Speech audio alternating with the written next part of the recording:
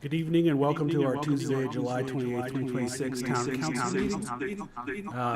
Before we get started, I just wanted to remind everybody how you can participate remotely. If you are so inclined, you can go to basalt.net, click on the agenda and minutes tab, and then from there you just need to find this July 28th meeting and go ahead and follow the instructions in Zoom. You'll be able to join. That'll be able to make comments and participate in the meeting. So with that, I will call the meeting to order. And Pam, when you're ready, please call the roll. My audio is not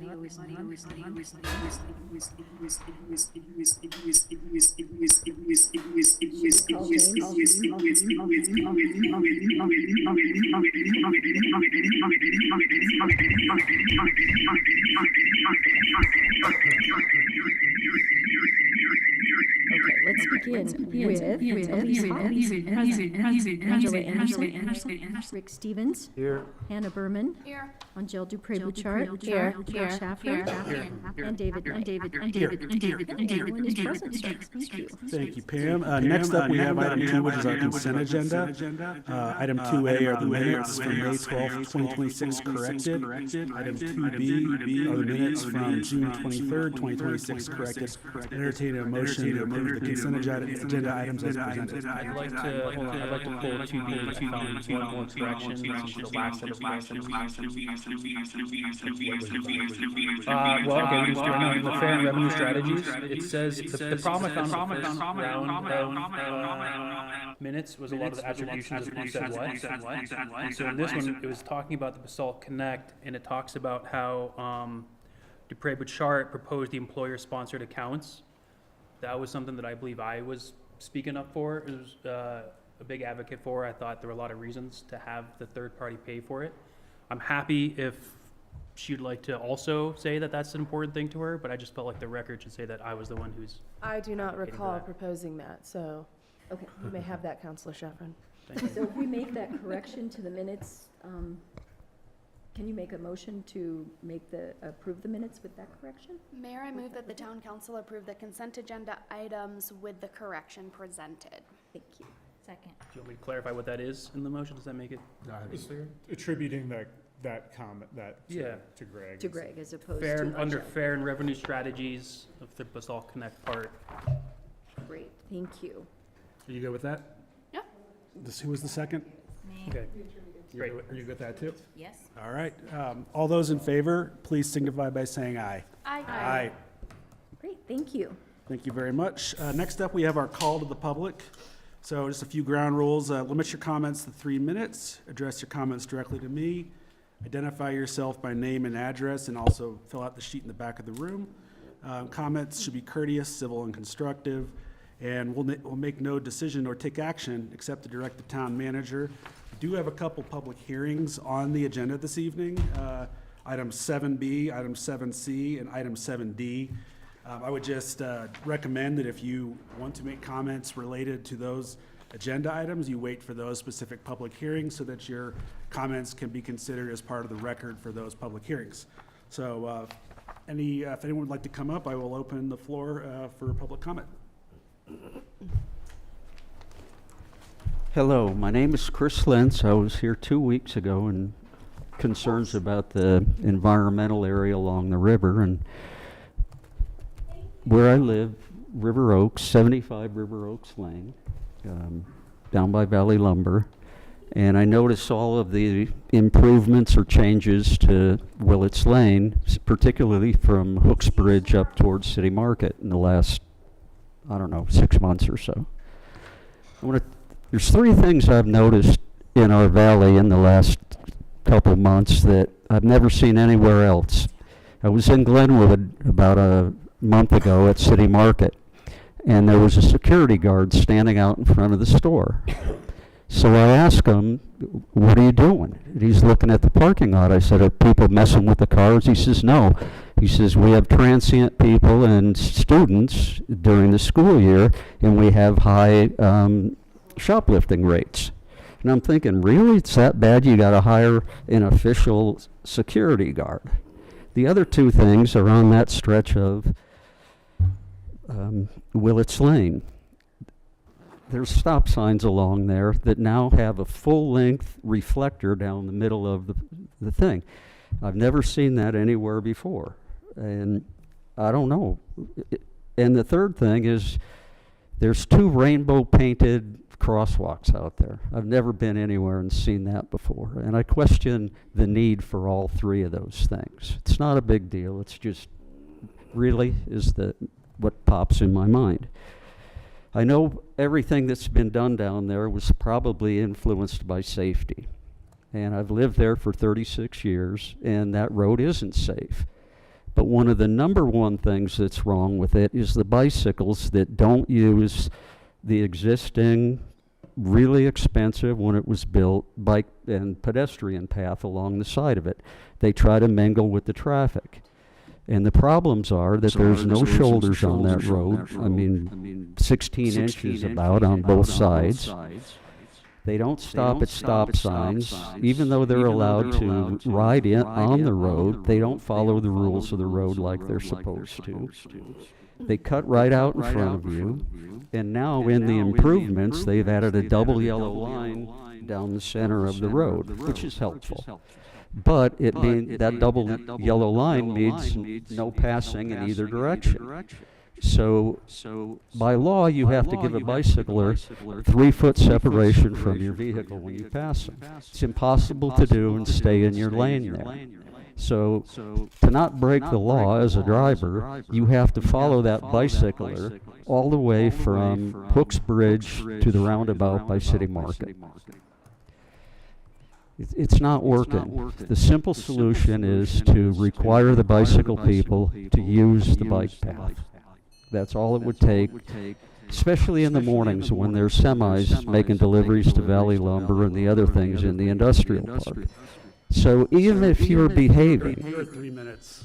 It's been 3 minutes. That's the alarm's going off. That's it. That was 3 minutes. All right. You covered a lot. I appreciate your comments. Thank you for your comments. Anyone else? Mayor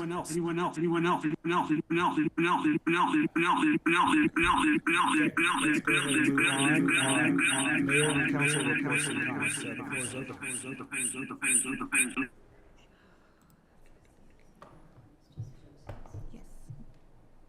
You guys have anything? I do not have anything. Move along to item number 5, which is We received a request for an Eagle County Big Basalt buy down on a unit in Basalt. The address is 405 Park Avenue. And the interested buyer is an employee with the Roaring Fork Transportation Authority and is currently renting the unit. The owner has offered to sell it to him directly. So they are requesting $103,500 from the town, which would match the 15% contribution from Eagle.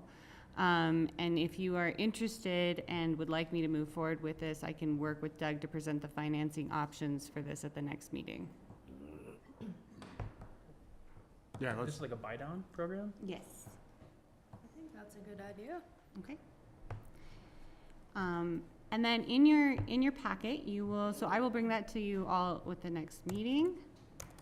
And in your packet, you'll find a draft of the council charter that John, the facilitator, and I put together after the council retreat. Thank you all for your time last week on that. And hoping to gut check this with you all, mostly the charter part. I think we still need to dive into some of the priorities. And I want to specify that the priorities aren't listed in like need. It was just labeled so that you guys could say priority 1, priority 2, priority 3. But I think that's something that we still need to nail down. And so hoping to do that in a work session. But if you guys are okay with the general charter on top, that's something that we could adopt formally at the next meeting. So we'd be adopting this part at the next meeting, not the priorities? Correct. Correct. And then you would be able to have that discussion in a work session on those priorities. I'm supportive of it.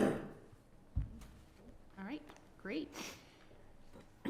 And then the other thing I had for you is to remind you all about National Night Out next Tuesday at Triangle Park from 5 to 8, and we hope to see you there.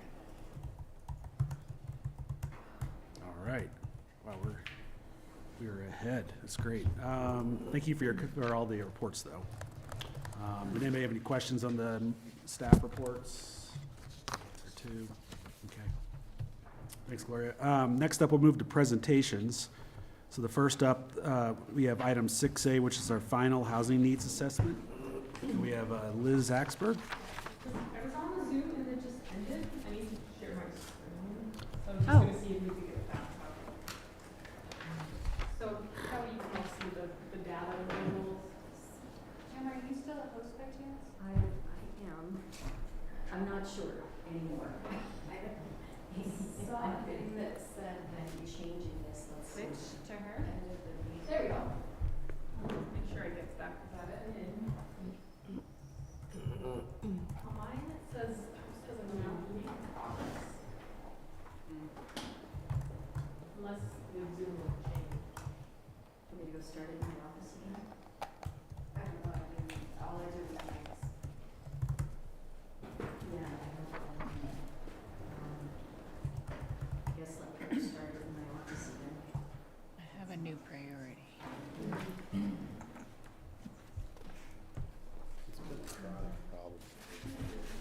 We're mitigating it tonight, so. Little breathing room. So this is now Basalt. I definitely don't have it. Yes, that's exactly what the. Recording in progress. I'd like them, It looks like it started on my end. It did. Yes, it did, yeah. I don't like going around all this stuff. Yes. Yeah, that's why I always share with you. Yeah. That's my What's going thought. on over there? Well, I have the agenda on here and then I take my notes. Okay, so you use that same one. Yeah, I think it's good now. Okay, so you should be able to Get my screen. go as a panelist. Excellent. Perfect, like, looks like I should be able to. Dependent. On like multiple. Okay, Yeah, I and think I have it. I'm sure everyone can see everything. Looks good. Work structure. Good.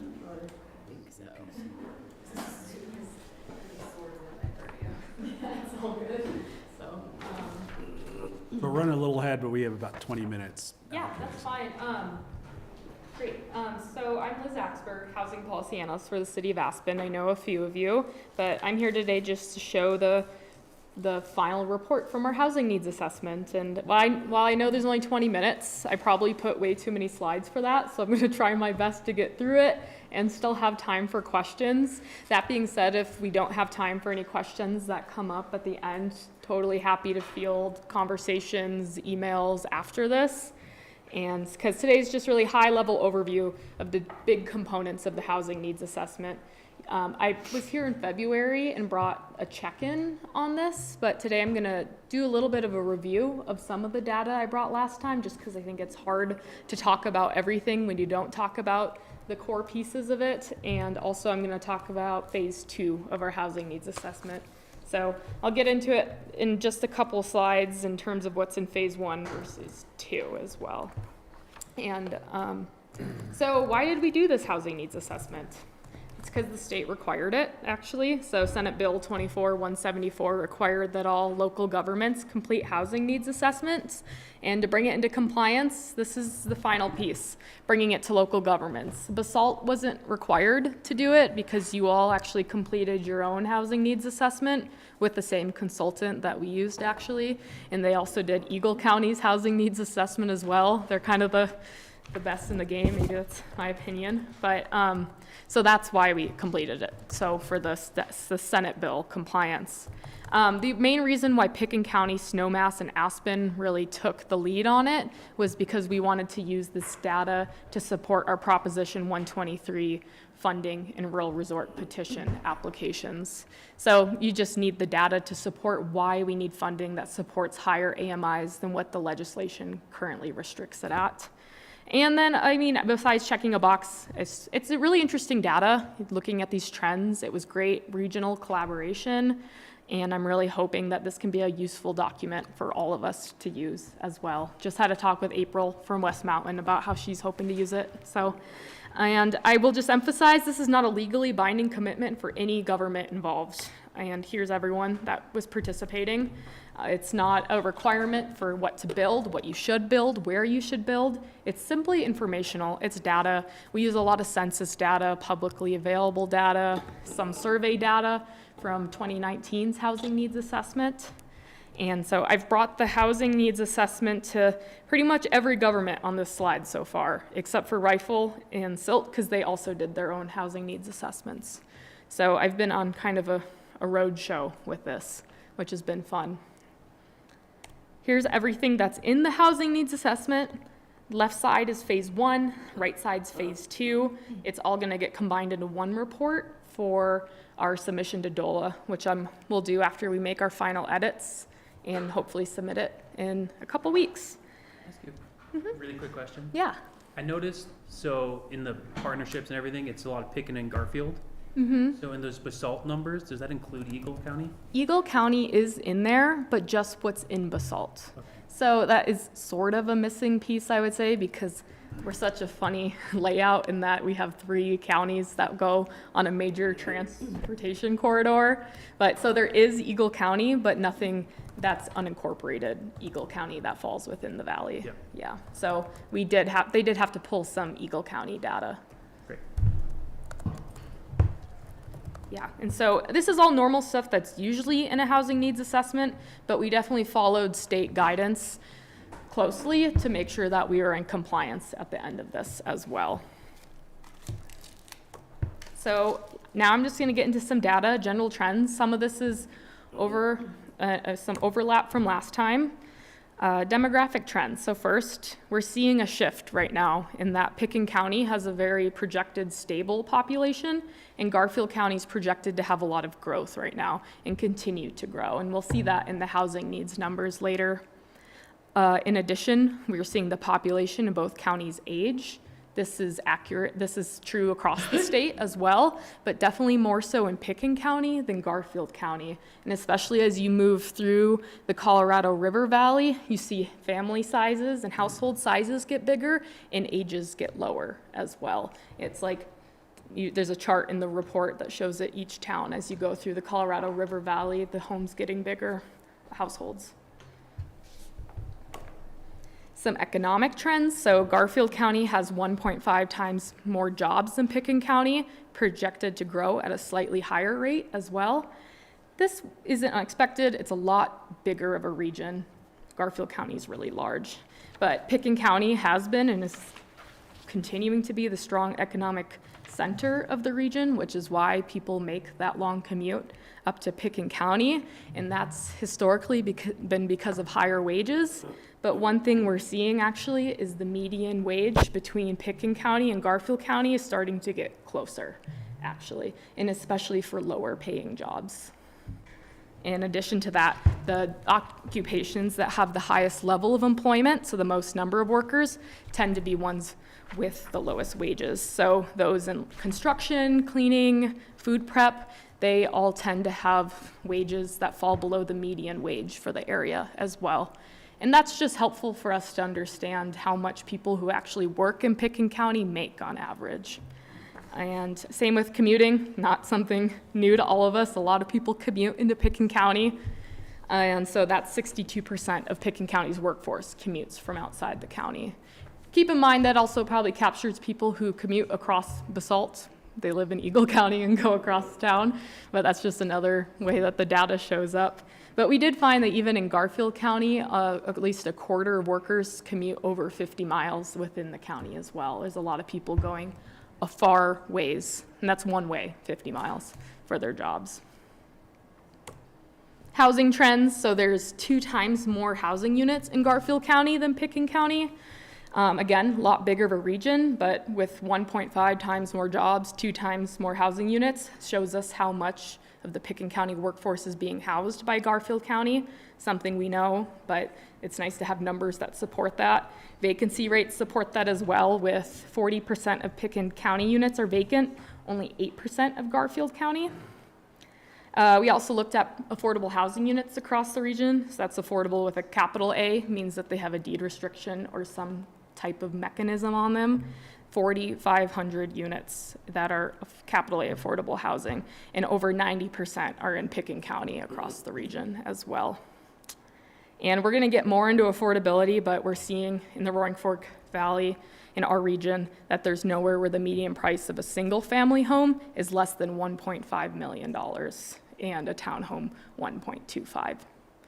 So, and this is, again, something we know, home prices are high, and we're seeing since 2020 a really large increase, especially in condominium and townhome prices, with condominiums being the only type of housing with a median sales price that falls underneath $1 million. And I know I'm going fast through the data, so feel free to stop me. I just want to make sure I get through it because I just couldn't decide what to cut. So here's some more data just on affordability. So looking at what a household can afford actually, and then here's the sales prices within the valley. This chart has, I know it's probably small on your screen, but I'll try my best to describe it. So each line shows the median sales price by region. So Upper Valley, the line way up there, that's Aspen and Snowmass. Basalt and Carbondale is the Mid-Valley median sales price at $1.4 million. And then on the bottom, you can see what an affordable home price would be by Pickens County's AMI and Garfield County's AMI. So as you can see here, up to 300% AMI, the Mid-Valley is still out of reach. It doesn't become in reach until we get into Lower Valley and some unincorporated. Pickens County still for just 300% AMI. So 100% AMI household, two-person household can afford about $2,500 in monthly housing expenses based on that 30% metric. And so looking at that, if you even make 3 times that 300% AMI, again, you can't afford anything in Basalt or Carbondale.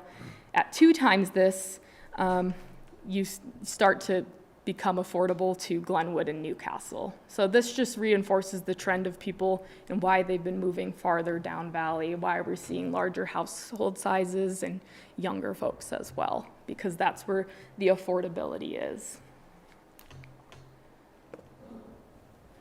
Some more charts for you, just 2 of them. And this is looking at home sales from 2015 through 2024 and what AMI level that home sale was affordable to. And this is for the Upper Valley, so we're looking at Aspen, Snowmass Village through Woody Creek.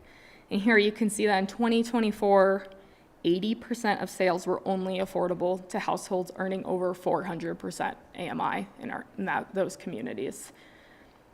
And not a single sale in 2024 was affordable to someone making 120% AMI. And does this exclude APCHA? This includes deed restricted units, except we took the bottom and top 5% of sales out of the data just to help with outliers. So a lot of APCHA probably did get cut out of that as well, but there are deed restricted units in this data. So some of these that are serving 120% AMI could have been an APCHA or deed restricted sale. You say top and bottom 5%, is that by volume or just like 20 units off the bottom, 20 units off So the top? like the 5% most expensive sales that happened in 2024 and the 5% least expensive sales that happened in 2024. Yeah. Yeah. By number of sales, not like the volume of the sales. So it's not like The price. the price, yeah, so it's not Yeah. like one $80 million home equals 200 APCHA sales. Oh, I see. Yeah. So it's, by price. Yeah. Yeah. All right. Then we'll do the same for the Mid-Valley. And so this is looking at Basalt and Carbondales. So there's a little bit more of an array in the color compared to the last one, but still in 2024, half the sales in the Mid-Valley were only affordable to those earning over 400% AMI. And you can see the trend since 2015 as well, with the blue slowly diminishing over time. And that blue still is in like the 120 to 200% AMI range. And only 2% of sales in 2024 were affordable to those in making 80 to 150% AMI in Basalt or Carbondale in 2024. So this just reinforces something we know, that people earning local wages cannot afford to buy homes in the Roaring Fork Valley. it's a big stretch. And we did the same thing with this data with 5% on the top and the bottom too. So next, this is something I also already showed you. Sorry, I'm probably already going over time. Housing needs. So this is the final piece of the phase 1 report. We, again, followed state guidance on how to calculate housing needs pretty closely, and it's captured via 2 different buckets. So we have our catch-up need, what already exists, and then we have the keep-up need, what's projected to grow over the next 10 years. And so included in catch-up, we have eliminating overcrowding or temporary housing situations, reducing long-distance commuting, so looking at how many people commute, let's take a chunk of that number. And we also look at unfilled jobs. For projected housing need, we look at 10-year employment growth, and we also look at units to accommodate employees filling jobs vacated by retirees. Someone leaves their job because they retire, which is great. That job's now open, and that new employee probably needs somewhere to live, is the idea. And then what we'll do with the sum of all of those 5 components is we look at job growth by each municipality that's included, and we allocate the need based on jobs. So looking at how many jobs are in Basalt, and the housing need for the county gets allocated Basalt that way. So you'll get to see that as well. And before I show the numbers, because they're always big numbers, I just want to reemphasize it's not a construction goal, it's not a need to build goal. And in fact, most communities get these numbers, and it's not their goal to address 100% of the housing need. What I think is really important more is understanding the components of the need. Where is it being generated from, the different inputs? Where is it coming from as well? Is it employment growth, retirees, commuting? And because at the end of the day, I just hope this data can help us all just set more informed goals around housing, and because the amount of housing we can build depends on a lot of different things. So here's the summary of the gross need for the region. Based on those 5 factors I just talked about, the regional need, so this is Pickens County and Garfield County combined over the next 10 years, is 7,686 units. Not necessarily new construction, but meeting the housing needs of this many households. In Pickens County, this number is 2,853 units needed. About 60% of this is catch-up for Pickens County, and 40% is keep-up, which is actually the complete opposite from Garfield County, where you can see here that more of their housing need is the projected need over the 10 years, and because of the amount of growth that's actually projected in Garfield County over the next 10 years.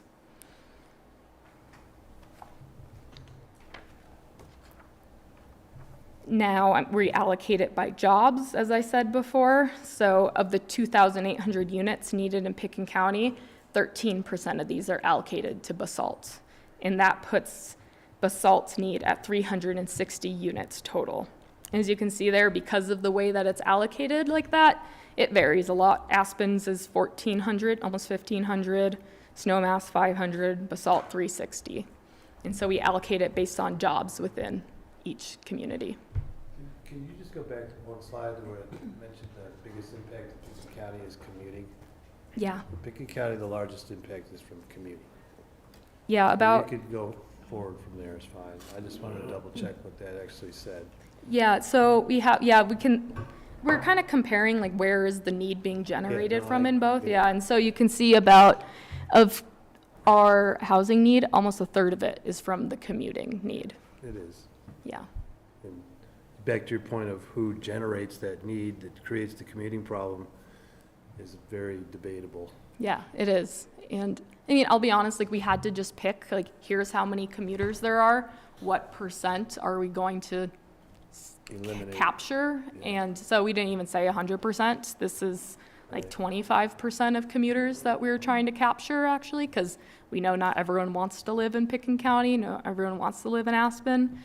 But it does help show how much need is driven by commuting, how many people can't live in Pickens County but work here.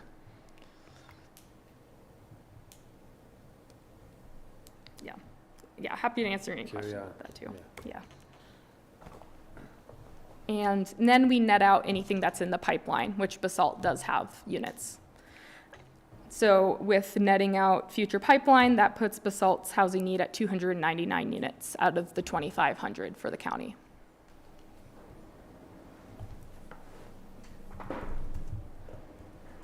The next piece here is we break it down by AMI needed, so looking at the jobs being generated and that exist, what AMI levels are those jobs at? And then we also break it down by ownership and rental for the housing need as well.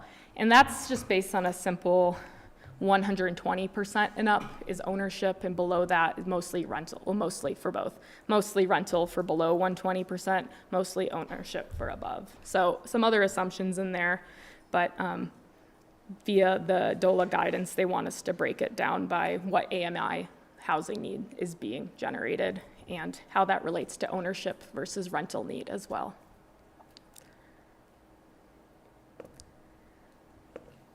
All right, so now I'm going to get into phase 2 stuff, which is looking at housing problems and challenges, outlining some of the issues that are outside of the numbers. I see phase 2 as more of the qualitative, phase 1 is more of the quantitative pieces. So 2 major components of housing problems, this includes overcrowding, temporary housing, homelessness, and also households who are cost burdened as well. So they have housing, but are paying more than 30% of their income on housing.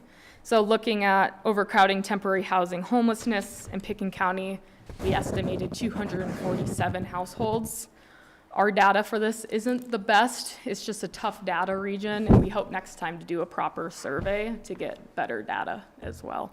Cost burden, we estimate around 38% of households in Pickens County are cost burdened. We look at displacement risk as well. This was 11 factors the state required us to look into. And the idea here is these being in one of these categories increases your risk of housing instability or your risk of being displaced from the community. So for example, for the single parent household, you only have one income to spread across for housing and support, and so you have a higher likelihood of maybe being displaced from your housing compared to a 2-income household. And so we do break into all these, but I'll share a couple with you all. So we look at cost burden low income renters. So of those who are low income, how many are cost burden? And we found that in Pickens County, this number is 83%. In Basalt, it's 100%. Older housing stock we look at. So the risk there is if your house is built before 1970, it might create more issues for maintenance, which can make an unaffordable housing situation. This was around 11% of units for Basalt. Single parent households, this was an interesting one, I thought, because you can see it decrease for Basalt and Pickens County, 7.7 to 3.2 for Pickens, 2.8 to 0.8 for Basalt. And so it makes you wonder how many people are already being displaced with the numbers that we're looking at as well. And we saw single parent households actually increase for Colorado River Valley communities. Aging residents, so in Basalt, 24% are age 65 and over, and then disability as well, so 15%. And what I think is helpful here is when our communities start thinking about solutions going forward, keeping these types of things in mind. Do we need programs for low-income renters? Do we need, how many ADA units do we need? And so it's helpful information to understand. We are a little ahead of schedule, but we're about 20 minutes now, just so you know. Okay, sorry. I have like a couple more slides, I think, no is all, worries. and I can go quick too. So development challenges, we all know. I won't go into them too much. It's just, here's why building is hard in our valley. So land scarcity, development costs, non-local demand, and then water access. Are we gonna have enough water for this number of units or infrastructure? Now this is the last piece. So last component is just initial set of policy programs, recommendations, not binding or prescriptive. Their goal is to give a start for the housing action plans that the state is also requiring communities to adopt.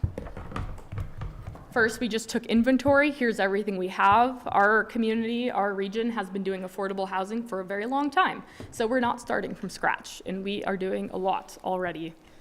Because of time, I'll just get through these. Then we also look at strategies. So we have both a regional, so this includes the entire region in the housing needs assessment, and then we have more of a county. And we really developed these across staff, was all together brainstorming solutions for these. So the common theme here is partnerships, collaboration, education. How can we work together? How can we work together better? And there's a lot of great models already being started in our valley as well. That's reinforcing these recommendations. Here's my last one. So this is for Pickens County strategies. Again, developed in partnership with staff, 6 major areas here. We have programs, partnerships, planning, like land use or having housing near transit, funding. How can we continue to develop funding sources to develop housing programs and units, regulation, reducing administrative barriers, and development. And that includes things like land banking. Maybe there's other models out there as well, like a community land trust. So we do break it all down in our final report as well, but again, none of the housing solutions in there are, here's what everyone should do. It's really like, here's some starting points, and especially as we get into our housing action plans that all the jurisdictions are required to complete as well, that's where you actually start to outline strategies and housing goals and using your housing needs assessment to create those pieces. But I know I went over time, but happy to field any questions as well. And again, happy after too, if anyone wants to send me any notes, and or if you found anything in the report that doesn't feel quite right, definitely happy to field that as well, because it's not final yet before we submit to the state. Well, thank you, Liz. I really appreciate the presentation and the report. You all have questions or comments? I just have one question. Did the study look at like literal structures to need? Like So, in other existing? Yeah, so like, I guess what I'm trying to, I'll just be blatant with what I'm trying to get at here, is if the empty homes, second homeowner homes were actually filled with locals, like was that, like, so structures that exist to the need versus actual locals Yeah. versus in the need? So we compare number of housing units in the county, and we compare it to number of jobs in the reports. And so that's usually where we get at it. I think also vacancy is where we start to get at that as well. Like, as I brought back up here, is Pickens County's 41% vacancy rate. So I wouldn't say we necessarily tie that together and say, here's if we could fill all these bedrooms, but it's definitely in there, I think, and it shows through the number of units, number of jobs, and then you see the vacancy rate, and you start to see what's going on. And yeah, it does show up in that way. Thanks. I just want to say, I thought this was great, really informative, really helpful. I took a ton of notes, definitely something I hope to be able to use in the future. And I might have some follow-up questions just about like some of the charts and methodology and stuff I had questions about. Would maybe your contact, we get that from Gloria? Yeah, Your I'd be contact happy info? if you want to share, or or also if anyone sends you questions, happy to. Yeah, I follow can up. share that out. Okay, Yeah, and yeah, thank you for the great questions and for reading it too. it was great, thank you. I just have a couple things. One, has to do with the 41% vacancy rate, which creates about 80% of the labor demand, in my opinion, for homes that are not occupied. And that's where the commuting problem starts. And, the other issues around that are just the basic expansion and of the core resort. And also, I keep going back to that. And also, I was fortunate enough to get a unit in 1981 in Lone Pine out of a lottery. And the data there was 104 applicants and 28 units. So the data hasn't changed. It's just gotten into the thousands instead of the hundreds. Yeah. I think that database decision-making processes, and ACRA struggles with this, is really about managing the risk for government to make policy, because we're being told by the state how we should make policy and what it should look like and what it should say and what it should try to implement. And the data has become kind of increasingly more important than some of the other issues we have in the valley, like mental health and long commutes and wages. I think one of the other things that's in conflict is that Pitkin has redefined their housing needs as community housing and has kind of left the workforce out of the equation for what kind of future planning they have for anything that they might construct or utilize as a TDR or a, you know, a small studio attached to a bigger home or whatever their strategy is. I think that back, another data point, the difference in salary between Old Snowmass and Elgibel, and you talk about commuting, you talk about regional. Years ago, Old Snowmass residents in Lazy Glen were making $80,000 as a combined family income. In Elgibel, at the mobile home park there, the combined income was $55,000. So there's a $25,000 gap in a 10-mile reach of Highway 82. So when you think about that gap, we haven't really done anything to narrow the gap. All the gap has done is gotten wider. And people are coming from further and further away. And, you know, there is a trend to want to come up here for a few years while you're a resident of Garfield County because you make that $5 or $10 extra. But the way the economy's growing in Garfield, I think that the tipping point has been reached and people are going to stay home and work. And we're seeing issues starting up, people are starting up childcare businesses down there to keep the kids safe for the 7 in the morning to 7 o'clock at night that the parents are gone. I mean, there's so much about this that is completely different from what the housing needs assessment is really targeting. You know, when a statement is that Pitkin County is just having the biggest impact from commuting, the question is why? Not, oh yeah, we agree, but why? Yeah. And, you know, how do you go from 10,000 cars on the highway to 25 or 28,000, whatever it is today? What has created that demand? There's a creating employer, and there's a group of people that have to provide employees to meet that demand. And I think Garfield has recognized that, and Carbondale's recognized that. And, you know, it's an interesting conversation, and, you know, coming in on it, you know, not having a long history around it, it's just kind of repeat. So thank you for being as committed as you are. Yeah, I appreciate the But I comments. just think that, you know, it's evident that the solution is we can't grow our way out, we can't build our way out of it and all that, but we can start to understand a little bit better the impact to what goes on in the lower valley and have adjustments made across the board as to mitigation for what has to be provided to, you know, the 104 private jets. So Yeah. that's an issue. No, I really Reality. appreciate the comments, and I think you're looking at it the right way, where not just looking at this face value number, but actually seeing what is driving this need. What are these different components, and diving into each of those individually. And we are familiar with them, so I hope we Yeah. can take a deep dive. So thank you, but Yeah, thank you. sorry, I was getting on I've been a Appreciate proponent it. of affordable housing for a long time, and I think Basalt's really addressing that and doing a great job, most recently, so thanks. Definitely. Anyone else? So quite cool comments. Thank you for, in the city of Aspen for kind of taking the lead on this. It's a really good report. I mean, I've read a few of these. This is, I don't know, that's the way, the info, the way it was formatted. It was really Yeah. informative. A couple thoughts that just came out of it. I thought it was interesting that Basalt isn't seeing increased renters as a proportion, while most of the other jurisdictions saw an increase in ownership, up and down valley, if I recall. I thought that was interesting. Yeah. And the other thing, that big takeaway on this is, you know, seeing the increase in purchases from investment proceeds, or people say cash offers, versus wages and receipts from other home sales in the region.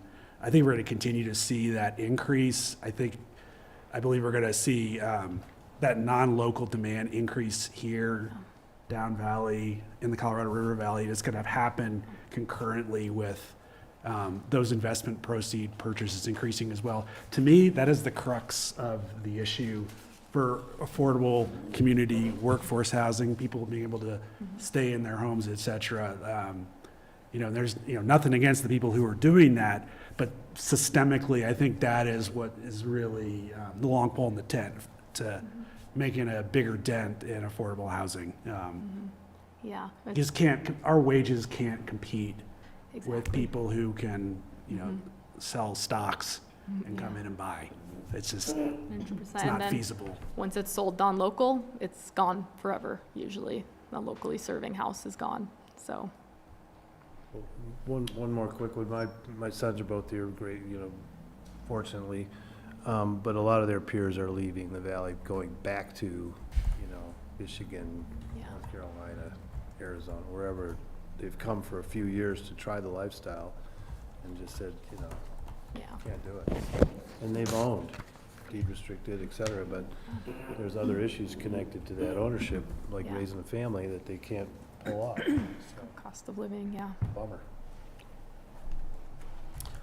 Thanks, Liz. Yeah, thank you Appreciate so that. much. I appreciate the thoughtful comments on this, and I know it's Keep a lot at of it. not very happy data, but it does affirm a lot of things that we're seeing and puts numbers to it, which is Super nice. important. So so thank much. you all. Thanks for your commitment. Thanks, Liz. We'll see you next, some meeting, I'm sure. All right, next up, we have our council actions. Item 7A is a resolution number 30, series of 2026, resolution of the Town Council of Basalt, Colorado, approving a contract for construction services to reconstruct the Deluxe Park boat ramp. And Catherine, you have this one and seat ready to go. So we've got about 15 minutes allotted for this one. Okay, sounds great. Mayor and council, thanks for having me this evening. Tonight, I'm bringing to you a contract for the construction of a new boat ramp at the Durox Park off of Willets Lane. One of the goals of the master plan is to develop and preserve riverfront facilities that improve access to the river. As part of the 2024 Willets Lane connectivity plan, it was identified through community outreach that river users experience significant congestion when accessing the river at Durox Park. The current boat ramp is steep, has erosion issues, and fails to provide safe and reliable river access at variable water levels.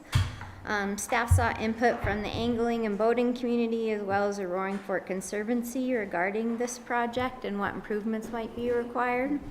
In 2025, the town engaged Roaring Fork Engineering to begin the design of a potential boat ramp improvements. And in January of this year, town staff applied for a Fishing is Fun grant, which you may recall, through CPW. And in April, we were notified of an award of $68,000 for the project. And as part of that grant application, we did receive letters of support that came from Town Council, the Roaring Fork Fishing Guide Alliance, and Roaring Fork Conservancy. In early June, an RFP was issued and 6 proposals were received from qualified contractors, and tonight we're recommending awarding construction contract to Nixco. Nixco has worked within the town fairly regularly, not for the town directly, but we've issued permits for them and work with them through the right-of-way process. They also came with strong recommendations. As part of this project, in-stream work is required, and we've reached out to CPW regarding their in-stream regulations, and some work will need to occur, if approved, between August 15th and September 30th to avoid spawning and recruitment periods in the river. This project was identified on the future projects section of the budget or the parking lot at $107,000, $778. The project costs expected are just over $108,000, and that includes materials testing and a little bit of contingency. So that is in total, which will be offset by the CPW grant funds of $68,000. And that leaves a balance of just over $40,000, which could be taken out of post funds and would fulfill the 25% match requirement that is required for the CPW grant. So we recommend council approve the reso that's before you tonight, and are happy to answer any questions you have about this project. Thank you. I just wanted to say I appreciated the financial summary and kind of laying all that out, and also for with the grant, making our post dollars go a long ways. Great project, great work. What other questions and comments do you all have potentially? I have just one comment. I'm in favor. The one comment I had though is when Greg stepped out. When Greg and I saw the presentation from Ruapa a couple of months back, they talked about with high temperatures this summer, that was really stressing some of the aquatic life. And so I'm just hoping that there's consideration of that for the in-stream work. Yeah, we talked to Kendall, who's a biologist, CPW, when we were nailing down those dates, and she felt comfortable given where we are on the stretch of the Roaring Fork with, and especially with the limited scope of work that will be in stream flow. But yeah, I totally understand that concern. Cool, thanks. I just wanted to say thank you so much for engaging all the community partners that you did. I remember when you first brought this project to us, I don't remember what the impetus was for it, but we were like, we have to talk to the right people in the community, you know, so we don't go through this whole thing and then have a boat ramp that isn't desirable for the people who actually use it. So I'm really impressed with the number of, you know, organizations and people that you worked with. Thank you for doing that. Yeah, thanks. Great. Any other questions or comments? Otherwise, I'd entertain a motion. Mayor, I move that the town council adopt resolution number 30, series of 2026. Second. She got it. It's been moved and seconded. Pam, will you please call the roll? Actually, no, sorry, we don't have anybody online. Yeah. All those in favor, please signify by saying aye. Aye. Aye. All right. Get so used to that. Thanks. Thank you. Thanks, Catherine. Yeah, thank you. All right. Cool. Next up, we have item 7B, which is our public hearing and first reading, ordinance number 19, series of 2026. An ordinance of the Town Council of the Town of Basalt, Colorado, granting necessary development approvals to the Jadwin Black Mountain development, including 64 dwelling units, 12 short-term cabin rentals, or rental cabins, and associated improvements, together with extending and increasing the corporate limits of the town of Basalt and providing initial town zoning for the Jadwin Black Mountain property, 431 Emma Road. And James, I think you're out there, so you have this one. The floor is yours. Yeah, thank you. Can you hear me okay? Yes, we can hear you. Sorry. This is a public hearing and first reading of an ordinance Hey, James, I think we need you a little louder. This is a public hearing and first reading of an ordinance that would approve of the Jadwin Black Mountain final plan application to construct 64 dwelling units, 12 short-term rental cabins, and 1 single-family residence at 431 Emma Road, which is located just down valley of the post office on Emma Road. And as background, the property subject to the application is 9 acres. It contains a single-family residence and a trailer on a portion of it. The applicant received sketch plan and preliminary plan approvals and was viewed by the P&Z as well as Bach as part of the final plan application. The final plan review is primarily to ensure consistency with the preliminary plan approvals and to work out any kind of hanging details. And I'll let the applicant go into more detail on their proposal, but as I noted, it's for 64 residential units, and it's a mix of multifamily units and duplexes, and then 12 short-term rental cabins. They're also proposing to preserve 4 acres almost of open space on the north end of the site. And let me see if I can share my screen here to show you.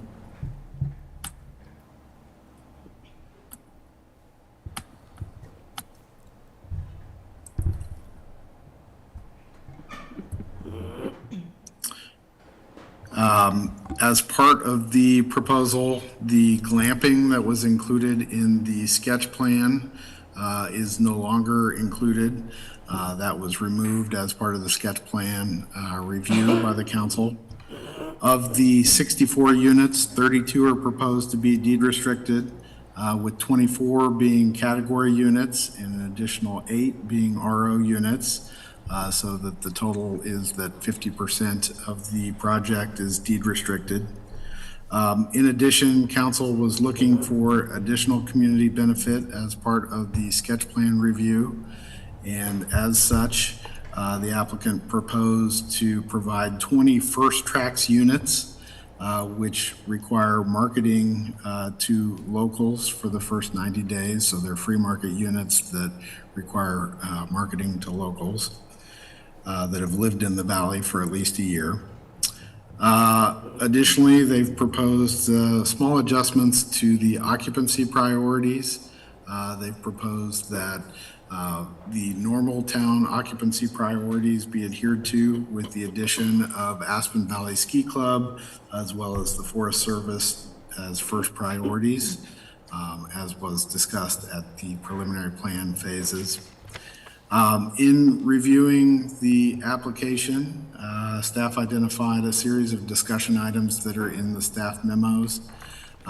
With regards to these discussion items, the proposal hasn't really changed from preliminary plan, with the exception that the dog leg is now proposed to include a single-family house, and that will be discussed here momentarily.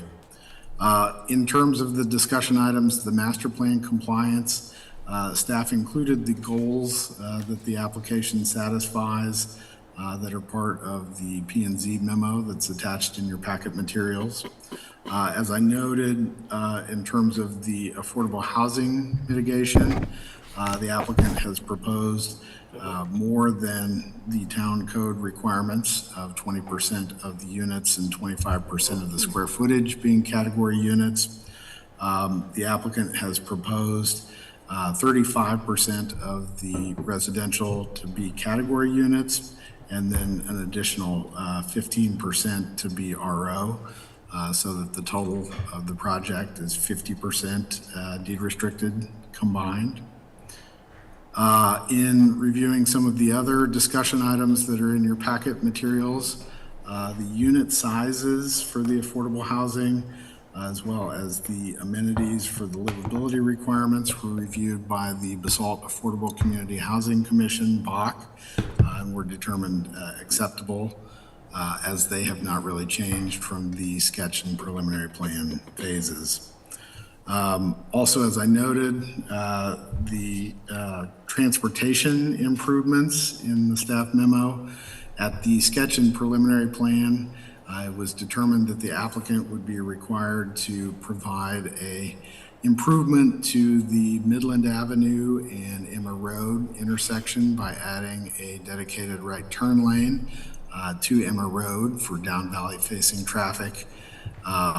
This was a requirement of staff's traffic consultants and has been included in several editions of the application on the Jadwin site. In addition, the applicant was required to make improvements to the intersection of the slip lane and Emma Road to improve the turning radius at the fire district's request. And so these requirements for transportation improvements are included in the draft ordinance, and it requires the applicant to make these improvements in addition to the project. From the parks, open space, and trails standpoint, they are consistent with their preliminary plan approvals. They've provided public access to the river through the open space area. They've also proposed to provide an 8-foot bike path extension to the western extent of the property. As you can see here from the post office area, there's currently a trail by the post office, but it dead ends, and so that would be continued by the project to the western extent of the property. In addition, the applicant has requested adjustment from the path width that was recommended by Picken County. Picken County recommended a 10-foot wide path width. The path is proposed at 8 feet along Emma Road. It was necessary to reduce it those 2 feet in order to accommodate landscaping and a berm for screening from the project from the highway. And that was a request of the council at the preliminary plan phases. Other discussion items included the impact fees. The applicant, as you can see here in the draft ordinance, recommended or requested waivers from the parkland dedication fee, the daycare fee, as well as water tap fees as part of the preliminary plan. The council was supportive at preliminary plan of the parkland dedication waiver, as well as the daycare fee waiver, but council was not supportive of the water tap fee waivers at preliminary plan. So the applicant has removed their request for the water tap fee waivers, and that has been included in the draft ordinance for just the waivers of the daycare fee and the parkland dedication fee. Other requests include wildfire mitigation. It was a discussion item.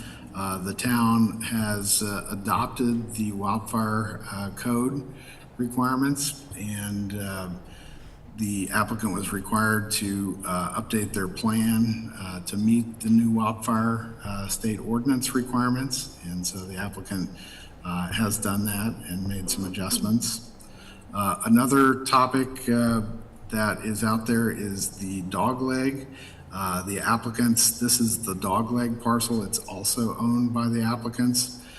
It was originally proposed to have a daycare on it as part of the sketch plan. However, the council at the sketch plan level did not want to require daycare on it because it's outside the urban growth boundary. And so as such, the applicant removed the request for the daycare on that site, and instead has now proposed for it to just be a single family house on that property.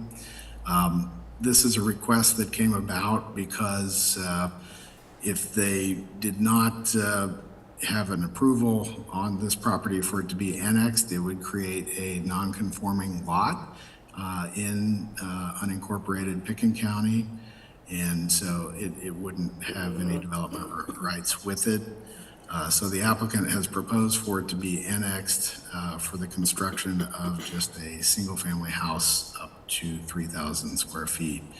The P&Z thought it was consistent with the town's master plan in terms of the intent of the urban growth boundary, as they identified that a single-family house that replaces an existing single-family is not urban-level development. So that's a discussion item. It was decided at the sketch plan level that because the applicant was directed not to do the daycare, that they would do a $700,000 community benefit contribution. And so that was included in the preliminary plan phases. And it's carried over into the draft ordinance. There is a request related to the timing that they would provide the $700,000 contribution for community benefit. That timing request is that they are requesting that the $700,000 be provided before the 7th free market unit townhome. This is an adjustment from the preliminary plan approval. The preliminary plan approval had timing of providing the $700,000 before any development on the property. So this is a request for consideration by the council as part of the final plan review.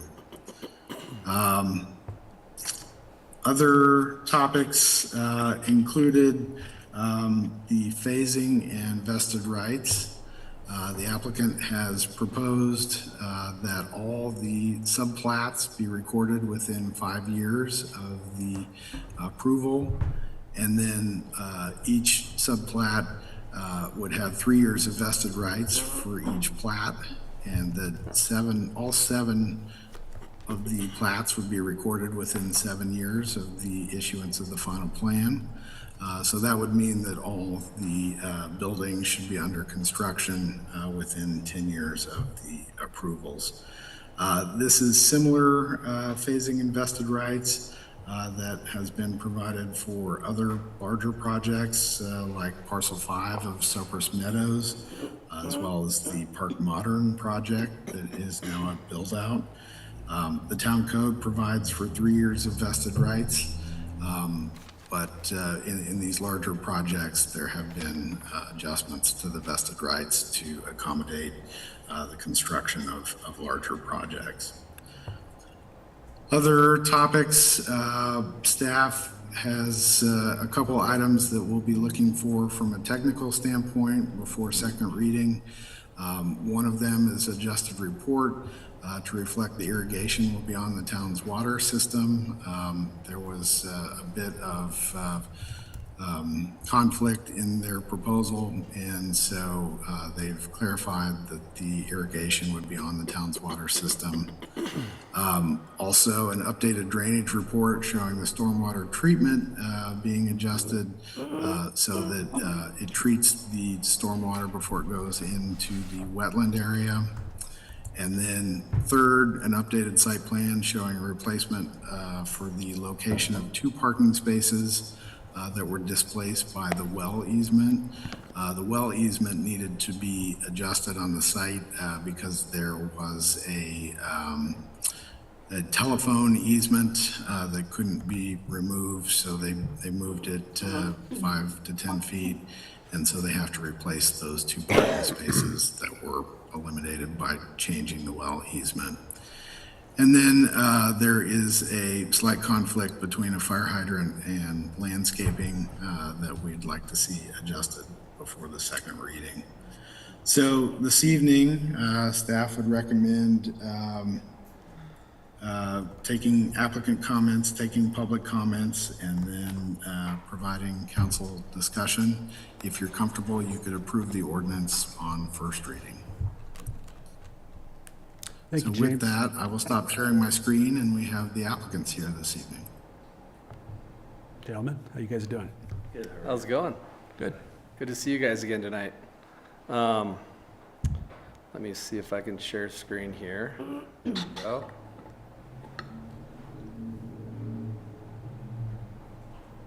Okay. Well, thanks, James, and thank you, everyone, for being here. For the benefit of council members who might not have been following this project through the years, I want to briefly run you through the intentional process that has landed us here today, starting with an idea that came during the community visioning of 2019 and 2020. In mid-2020, the new owners of this property started master planning a development with our team after seeing the roadmap for community interest taking shape with the feedback and work sessions behind the 2020 master plan.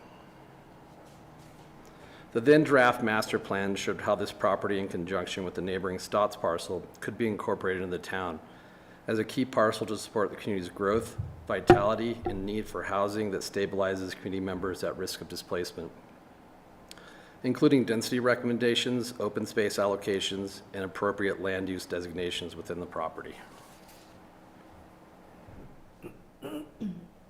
Initial analysis proved that the largest challenge to realizing this goal was the limitations of the site constraints, including wetlands, floodplains, and utility easements. In December of that year, we prepared our first master planning packet for staff to review and consider. This spawned into 2 more years of analysis, design studies, staff feedback, neighbor communications, utility, county, CDOT, fire department, and engineering feedback ahead of preparing for annexation application. Jumping forward to the culmination of planning and outreach to neighbors and referral agencies, we arrived at our first formal planning application.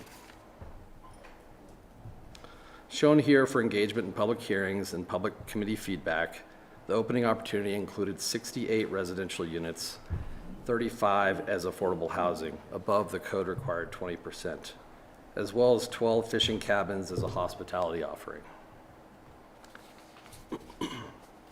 It also included 7 glamping sites and amenities and recreational elements provided in the extensive open space north of the housing, plus a land dedication of the dog leg for child care and community benefit. During sketch plan approvals, many topics of consideration were weighed and accommodations were made, from improvements to fire access, police management concerns, traffic issues, architectural response, project density, and above all, the amount of affordable housing.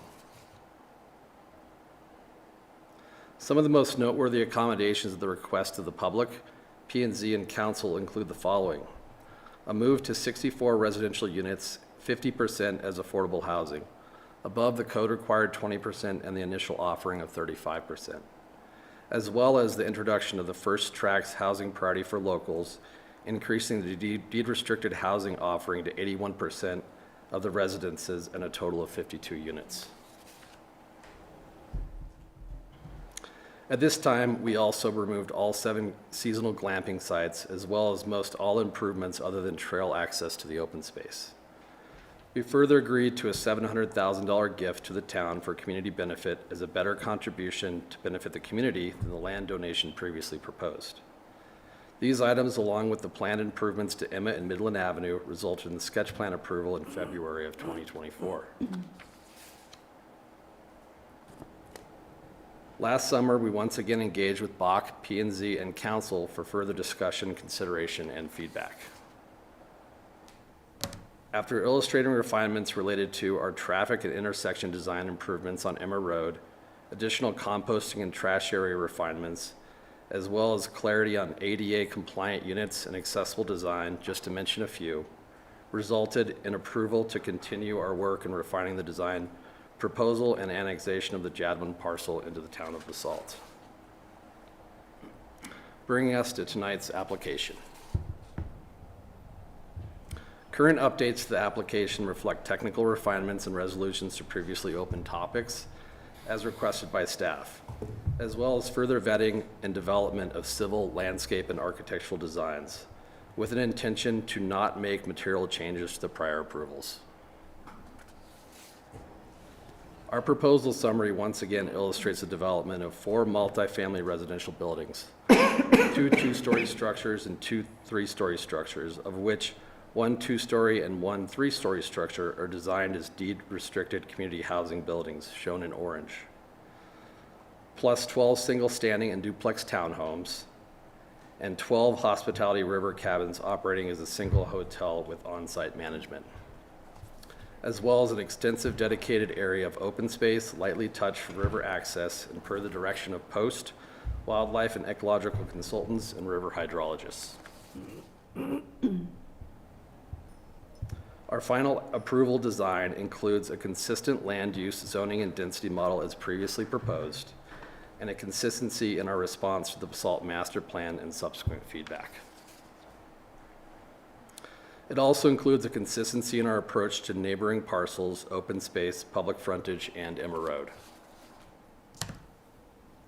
The architectural design and character remain the same and consistent with prior approvals, which are a result of sketch and preliminary review feedback with considerations to the importance of apparent scale and materiality reflective of the site's context and community interests.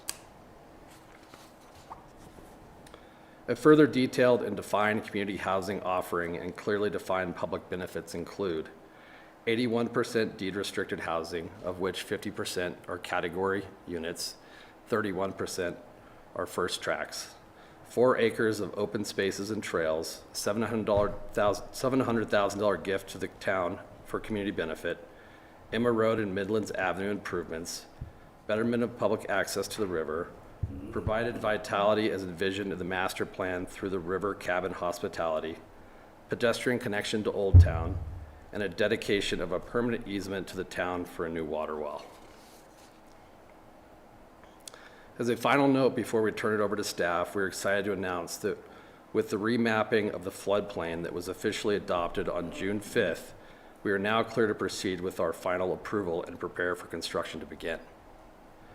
With Bach, we reviewed our deed-restricted units and our alignment with community housing guidelines, as well as the proposed category unit mix in bedrooms and floor plans. We also met with the town's technical review committee in discussion of final approval comments, including adjustments to comply with the newly adopted Colorado Wildfire Resiliency Code. And most recently, we presented and discussed the final application with members of Basalt's Planning and Zoning Commission, reviewing and zoning the density alignments with local needs and the 2020 master plan, resulting in their recommendation for approval. Today, our team is supportive of the final conditions of approval presented by staff. And after discussing, we'd be happy to hear a motion allowing us to proceed to achieving the goals set forth, with all the community benefits and contributions allowing Black Mountain to become an extension to the town of Basalt. We'll now turn it back over to staff, unless Michael has anything to add. We're happy to answer any questions, and thanks for your consideration. Thank you.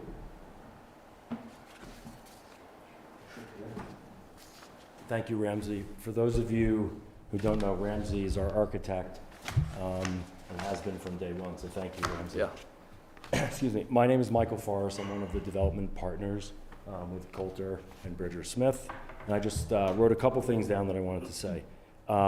Mayor Knight and council members and staff, first and foremost, I wanted to just say thank you to everybody here. This doesn't happen with a lot of people pulling, in the same direction. I wanted to specifically call out some people that are not here that had worked on this for many years with us, starting with the former town manager, Ryan Mahoney, planning department manager, Michelle Tebow, who both worked for years with us, and of course, James Lint, who's guided us through this whole process and has been amazing to work with. I couldn't, not mention the former mayor, Mayor Kane, and all the folks that worked on the 2020 Basalt Master Plan for many years. Some people, familiar faces from way back then. And then I think, as you heard tonight, the housing crisis and the housing shortage continues. It's certainly not going to be cured by this project, but the vision that started in this room, this, I believe, will be the first project to break ground that was identified in the master plan. I think that's pretty cool and pretty great. And we love this town. We will be proud to build here, and we appreciate everybody's help. Thank you. All right. Well, this is a public hearing, so we will go ahead and do that before we get into council questions and comments. So I'll open the public hearing at 7:21. See, I don't see anybody in the room. I don't know if there's anyone online, James.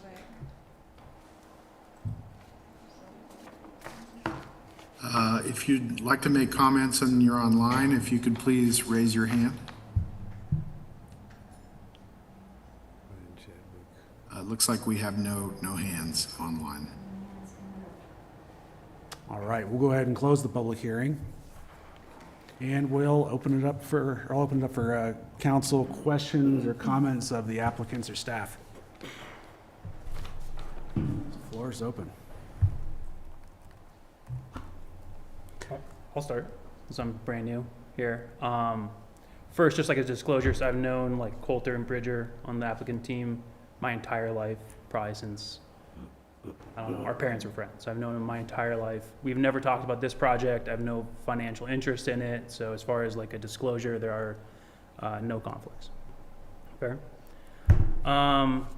So I understand that this has been before council a few times. I'm not trying to reopen every prior bargain. I'm just really focused on these final documents that are before us to make sure that they're complete, and then to see that these public benefits are enduring and enforceable. So just a couple questions kind of on that for you. So one thing I didn't see, and if it's in the packet, just direct me to the page, I'll look at it. I didn't see exactly where's the private space. There's an outdoor and a space that's private. I guess that's the pond. So the required private outdoor space for each unit. Oh, that's not Is that what you're asking about? I don't know. There was a part in here where it talks about the part of it's public, part of it's private as far as the open space. The open space that is north of the development is all public area. It's for the benefit of the town of Basalt residences and any other passerby. But it is also provides a nice amenity for them to have nearby the residential development. So the multifamily structures do have the required private outdoor space that's required by the housing guidelines and the storage facilities that are required of those. And actually for the units that are not part of that criteria of community housing, we actually gave the exact same benefits to those because we thought that document was well drafted in a way that benefits everyone's interest as living in a multifamily building. Great. So there aren't like set areas in there's no that space private that's land. like private There's no land?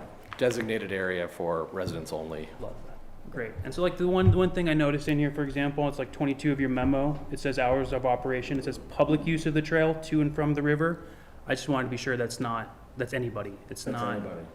Yes. excluding, okay, great. And dogs on leash for public and for people that live there, right? So, And maybe I didn't, I'm sorry, I also want to highlight, like, I think there's some really great parts about this project, right? I want to highlight, I really appreciate you said in there that you're going to put appliances on all the deed-restricted apartments. Like, I've lived in a lot of these parts, and that's been a gripe of mine of like, wow, like, we get no horrible lighting, and we don't have any appliances. So I really appreciate that. I thought that was great. I think the mix of accessible units, the 2 type A, you're required, but like a lot of type B, I think that's great. I really appreciate that. I think it's a good mix of units in terms of like studio and 3 bedrooms. Like, I like seeing all that. The 50% deed restricted, that's awesome, right? And I just also think, to be clear, like for us, when other applicants are coming and talking about a precedent, it's 50% by unit, but it's 35% by FAR, right? So you're Correct. required to have 25%, it's 35%. So it's, obviously 50% sounds nicer. I think we could also say 35% as far as like a precedent when we're You going can. forward, looking at other issues. Other questions I had for you, though,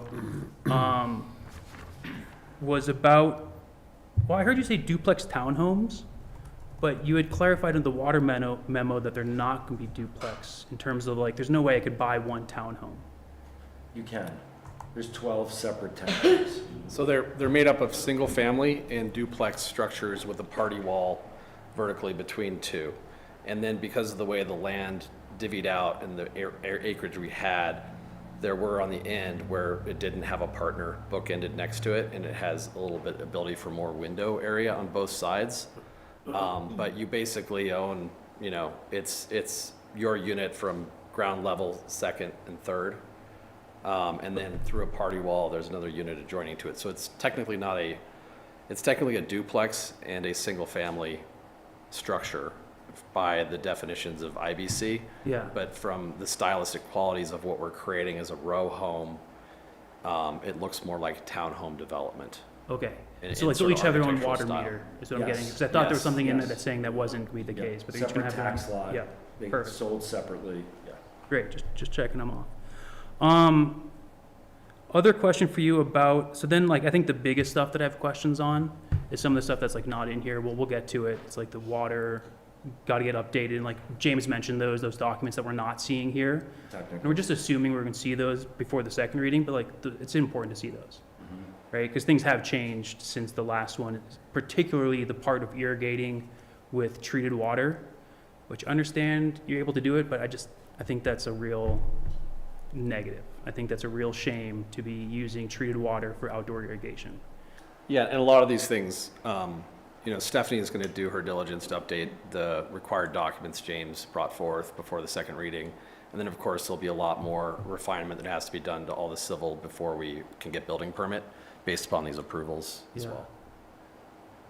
well. And then my other questions come into, so we went through this one.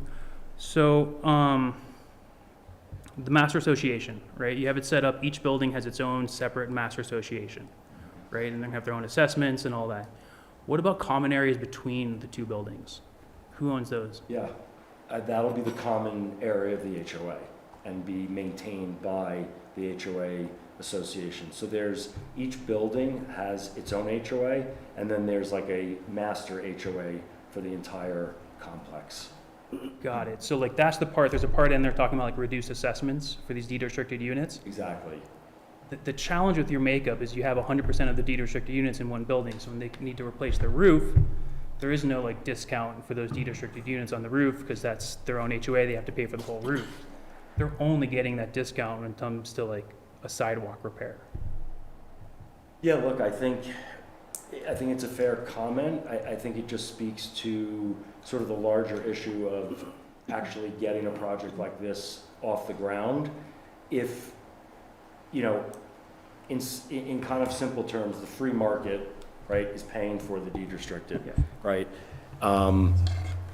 And very early on in the project, we spoke to lenders, local lenders in the valley, and we were counseled that we need to keep them separate, and we need to keep the P&L separate. We need to keep the economics of deed restricted separate from free market, or else the project really just doesn't underwrite. I think it definitely speaks to a larger issue that's going on in other places in the valley, where these CapEx items pop up years and years later, and roof replacement is obviously a big one. You know, I think it really comes down to, you know, sound management in the beginning. And, you know, these units are really, in a lot of ways, you know, the property of the town of Basalt, right? This is to serve the town of Basalt's needs. And I think these projects are monitored by the town of Basalt. And from a financial standpoint, very early on, I think if the town takes a more proactive role in auditing the financials and making sure they're putting away money for those items that will pop up in 20 or 30 years that are inevitable, and it's just about planning. But the town's not actually gonna. I'll add one thing to that. There is a new legislative change this year to Kiowa that would require developers to prepare a capital maintenance study, basically a reserve study, prior to the time that the project is handed over to owners for management of the association. So at least like that's a new legislative aid to help owners and of the building that are then running and managing the HOA to be in a position of, okay, here's maybe where we should set some kind of capital reserve funding, because we know we're going to need to pay for this. It says right here in the report. So, and that's where I was going with it, right? So like I haven't seen the Master Association docs. Yeah. But like, to your point, it's about good management from the beginning. So like, I would like to see something in there. It says like they may have a reserve, but I think that they should. And it should be something that says that like, as part of the Master Association docs, like you need to have a reserve. So we're setting up these homes from the very beginning to be on a good footing. We're not looking at, like we've seen that in Aspen, a lot of deed restricted that weren't maintained 20, 30 years later, 40 years later, they're falling apart. Yep. Right, so I think that's something. Are the townhomes part of the Master Association? Yep. Yep. Okay. And the pond is part of the Master Association as well? All of it. But that's the overarching Master Association. Correct. So if I buy a unit, I'm living in the deed restricted unit, I'm part of 2 HOAs. Correct. Correct. I've just gone through this in my neighborhood. Yeah. And it was a nightmare. Like, that's why I'm looking at some of this HOA stuff, because like, I love where I live. It motivated me to be part of this group here. A lot of things were done really well. This was a problem we walked into that we had to spend a lot of time managing and focusing on. And I think that's a real challenge for somebody who's like just super excited to have a place. You feel so fortunate and lucky, but then you don't realize it's a problem until pretty far down the road. Yeah, there's a lot of nuance there for sure. And Jody Edwards, who's our attorney, who's been drafting these documents, has a lot of experience locally with HOAs, and we can certainly consult, you know, with Jeff and the town about legislative stuff that maybe we're not aware of in drafting that. sure. And Greg, I'll just add too on kind of the layer of the associations. Here, it essentially requires 2 layers of associations, because it's essentially a planned community with condominium developments within it. And so there's necessarily a kind of a condominium association for each of those multifamily buildings, and then those for the buildings themselves, and then for kind of those larger areas that are part of the planned community, that's kind of what the Master Association is for. You know, if this was a case where this was all rental housing, there wouldn't need to be a multi-layered, multiple layers of associations, but because it is can be condominiumized for sale. It just necessarily requires that. Yeah. Yeah, just Makes as, sense. as an anecdote, I lived in a community up Crystal Valley where we didn't have that masters association, and just getting anyone to repair roads or repair a bridge was, you know, volunteerism. And so, yeah, this is going to be set up much better to have a hierarchy and governance, I think.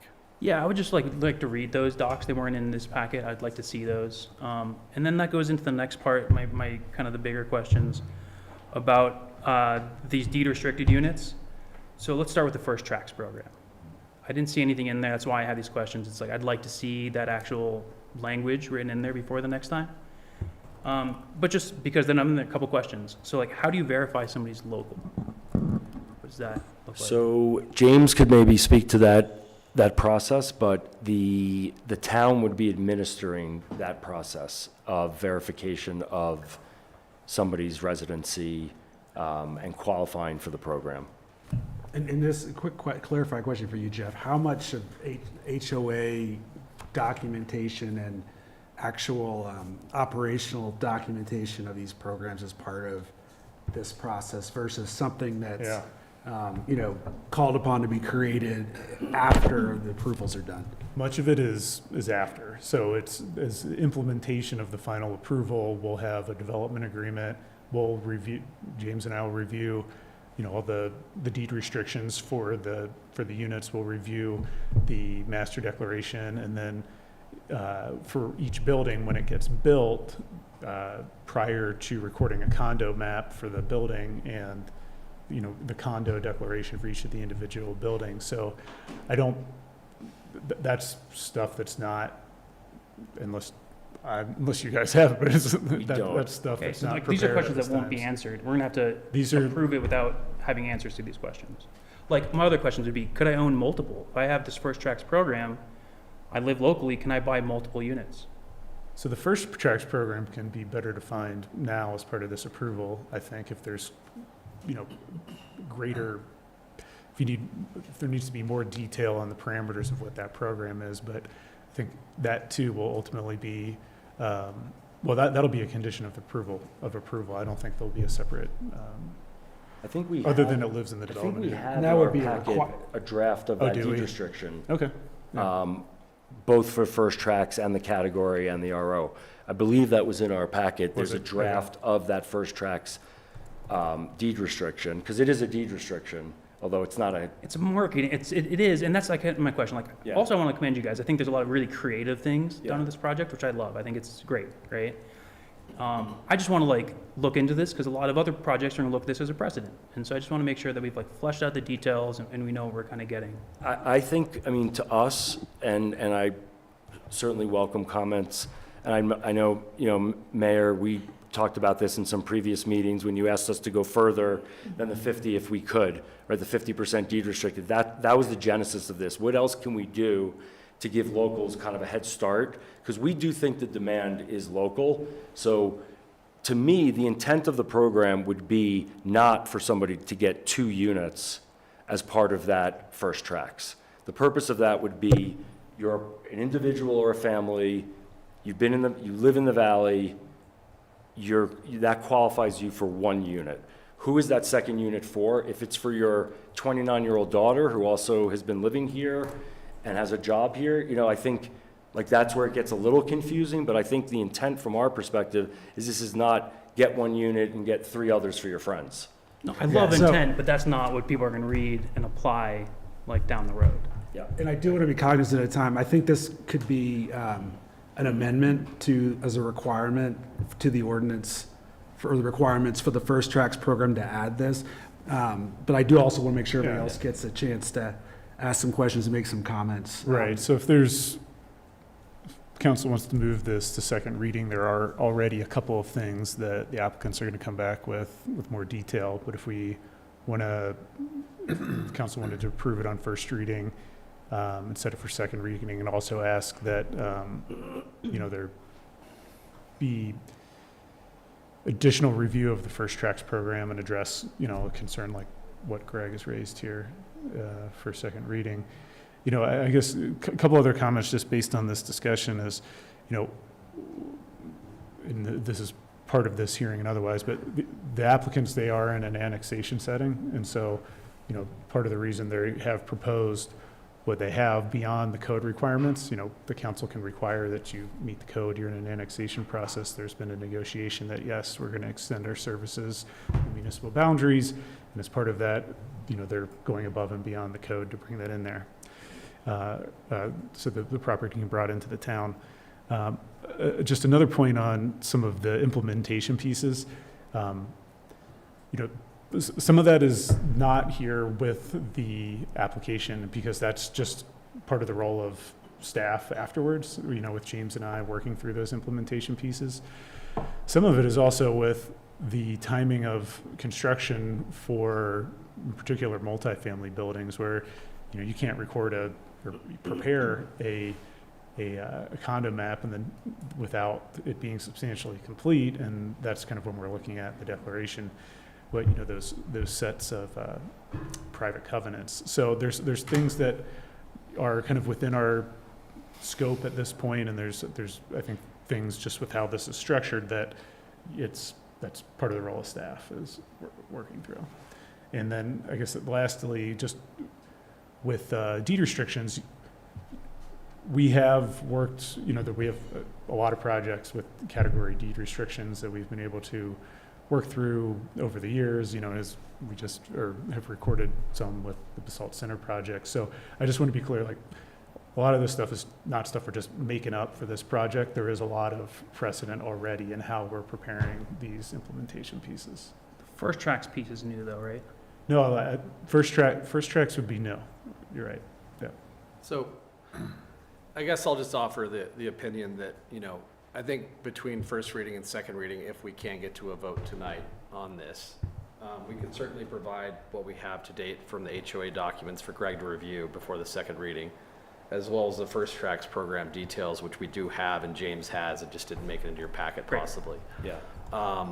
The last item would be, you know, this idea of someone moving in to get more than one first tracks offered for 90 days in that cycle is, I think, something that could be amended about the first tracks program before it's distributed to you at the second reading. So I think all these items we can deal with them on that level in order to kind of keep the thing on the rails, because we have been sort of working on this for a very long time. 100%. And I'm not trying to like derail it. Yeah, and I know you're not. Yeah. They're great questions and they're great comments. And that last one about someone buying 2 or 3, you know, you're the first person to bring that up as a concern. So I'm glad it came to light. So yeah, it's like I could buy 2 or 3 and then rent them. And I guess again, because like we're getting to the RETA. The RETA is like a pretty big discount. The 0.25% RETA. It's a pretty big discount. And it's like regressive. So the more valuable the asset is, the bigger the discount is. And so that's where like I'm really honing in on what is this enduring public benefit. And that's why I just want to see the docs and just so kind yeah, of understand. I think those are all items that we can kind of handle. If you have anything else to add, that's fine though. So just a clarification, because you said that the town was going to administer this program. In the memo here, it says that the Jadwin Group will administrate the program until the first through the first sales process. I will let James handle that one because I think it's better if it comes from the town's voice. Yeah. Yeah, and I hope you can hear me. I apologize for being remote this evening, but the answer would be that the Jadwin applicants would take the first stab at reviewing it, and then the town staff would confirm after they took the first stab at reviewing a qualification from somebody requesting to purchase one of those units. And we would look at proof of residency in the valley, and I think it's set out between Aspen and Parachute. So we'd look at voter rolls and proof of residency on the first tracks program.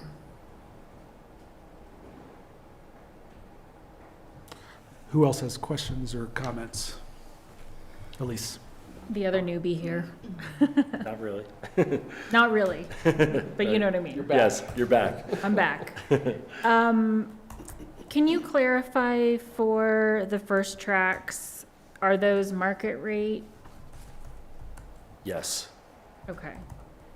And then just to be clear, this has been tried before, wasn't called First Tracks, but it was Ace Lane for Tree Farm.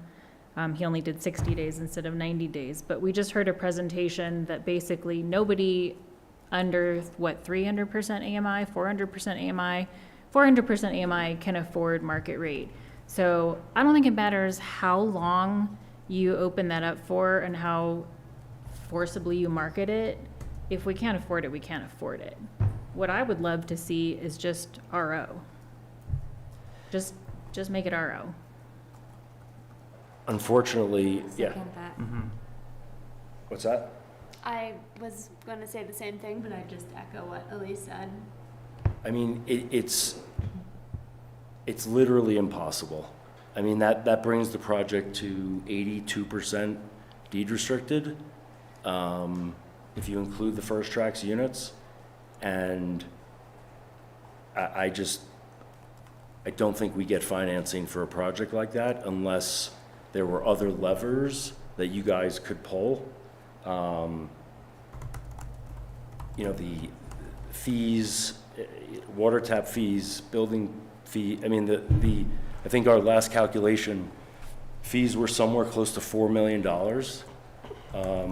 So it just doesn't underwrite at 80% deed restricted without state funds, local funds, it just doesn't. And those free market units are paying for the 50%. No, I understand that. And I mean, what is the calculation? It's like 8 to 10% less than market value for RO units. Does anybody know that one? I can't remember. James is nodding online. You're nodding? Yeah, it was between 8 and 10% is what we've heard from mortgage lenders. So, yeah, for a private development like this to be able to move from a 20%, you know, I think there's a reason why 20% is sort of the baseline of that affordable housing for a for-profit development model to succeed. Because of the townhomes, we're calling them, and the hospitality amenity, it is sort of circumventing the funding for us to be able to increase that to 50%. And that's on a very, very tight business plan with construction prices and what we have today. And so we were able to achieve what we think is a landmark sort of conclusion where a for-profit developer can achieve 50% true community housing benefit on a project, which yields 32 true deed restricted units, not this 90 days for locals program that is in addition to that another 20 units. That was just our additional offering in order to kind of try to come up with a creative way to keep the profitability that's required in order to have the 32 built, and also address concerns about locals not getting priority on housing the valley. So I don't think those 20 units are going to take care of the things you heard earlier tonight, where you know people can't afford 300, 400% AMI properties, but you are keeping locals as an option on those developments, and you're allowing those funds to go into the 50% deed restricted for this development. Would you buy one? What's that? Would you buy one? If I sold my house that I currently own, yes. Not all of us have that luxury. I understand. But we are going to the point of providing 32 deed restricted houses that are kind of being made possible by the ones that are free market. And I'm not saying that the work that you've done to date isn't great work. Please don't get me wrong. I think that, like Greg says, there's lots of great pieces to this. I think I'm making a point that it's great that you're trying to prioritize locals, but those free market units are just going to be out of pace with what our salaries are. I get that. It was a creative way to increase the offering. And I guess my creative ask is, I wonder if there's a way to make up that 8 to 10% difference to be able to offer everything as RO. I mean, if we take a look at the project in, totality, there's other financial commitments that we're making, right? We have 2 intersections that we're doing improvements to. We have the daycare payment. It's right now, you know, based on, and this came up a lot at P&Z. P&Z was somewhat encouraging us to ask for more fee waivers to make sure, like they were kind of pushing us to say, are you guys sure this project is going to actually get off the ground? You know, I think that's where I'm landing, is like, we've all been here going on 6 years to get this project off the ground, and we've been meeting with our lenders, and we've really done our homework, and what we've presented is a project we know we can do, but if we start moving that needle, it's almost like we have to start from square one, because it sounds easy to say that it's 8 to 10%, but you know, Coulter, who's an active broker and real estate agent, maybe has an opinion on this, but we think it's more. But it's also perception from an underwriting perspective and getting a lender to back this project. And that's what we've presented here is a project we think we can get off the ground, most importantly. And I'd just like to mention, since we started working Get on it come this- up. Oh, sorry. I mean, construction costs have like doubled. Yeah. So, Yeah. And it's and gotten it's gotten increasingly even difficult harder for us to get to this find off a the lender. ground. So to ask for more now is, it's gonna be very difficult. I think to echo, because I do tend to see it more from the business and the lending side and the cost of construction, and I believe that these applicants are giving everything they can while still presenting a feasible project to get off the ground. And I think that if we determine that these 21st First Tracks units should be RO, then we have to be willing Oh, to yeah. participate financially and pull some of those levers. That's and say, fair. okay, well, then we're gonna waive the $700,000 childcare fee. We're gonna waive some of the water tap fees. We're gonna, like, we have Yeah. to help them make that I think that's money fair. up elsewhere. And so Yeah. I think that if that's the discussion we wanna have, and if that's feasible, then that, you know, I don't think we can just at this point look at the applicants and Yeah, say, like, no. figure it out financially. There has to be some give and take on our side. I think that's fair. I'd be very interested in having that conversation, like, what would it look like to get a few more RO units or to convert all of those to RO units? What would you need in terms of fees, to the degree that we can have as open a conversation as possible? I'd be very interested in And that it is there a conversion. dollar amount that would sway the lender? Yeah. Because it's possible that they would just look at it and say, nope, 10 more deed restricted units, RO or category, we won't underwrite that.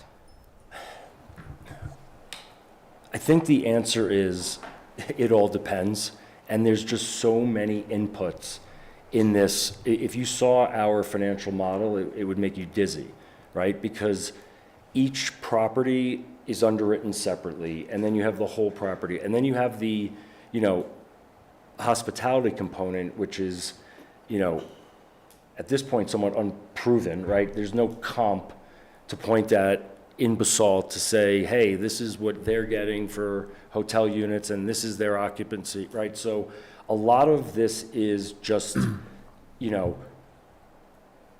has just evolved over a long period of time, and a lot of it is scary, quite frankly, right? Because there's, tariff, right? Like there, a year and a half ago, whatever it was, we were building a metal building and, prices were going up, and so there's so many factors. What we know is what we've presented. We have a lender who is willing to commit to that, and we think we can build that. I think it's easier said than done to draw that direct line and say, if you take this free market unit and turn it into RO, that is this dollar amount, so waive tap fees and I'll add 3. It's like fuzzier than that. It's more like we're betting on, like 50% sounds good. It's like 50% is deed restricted, 50% is free market. It's gonna work out. We're gonna make it work.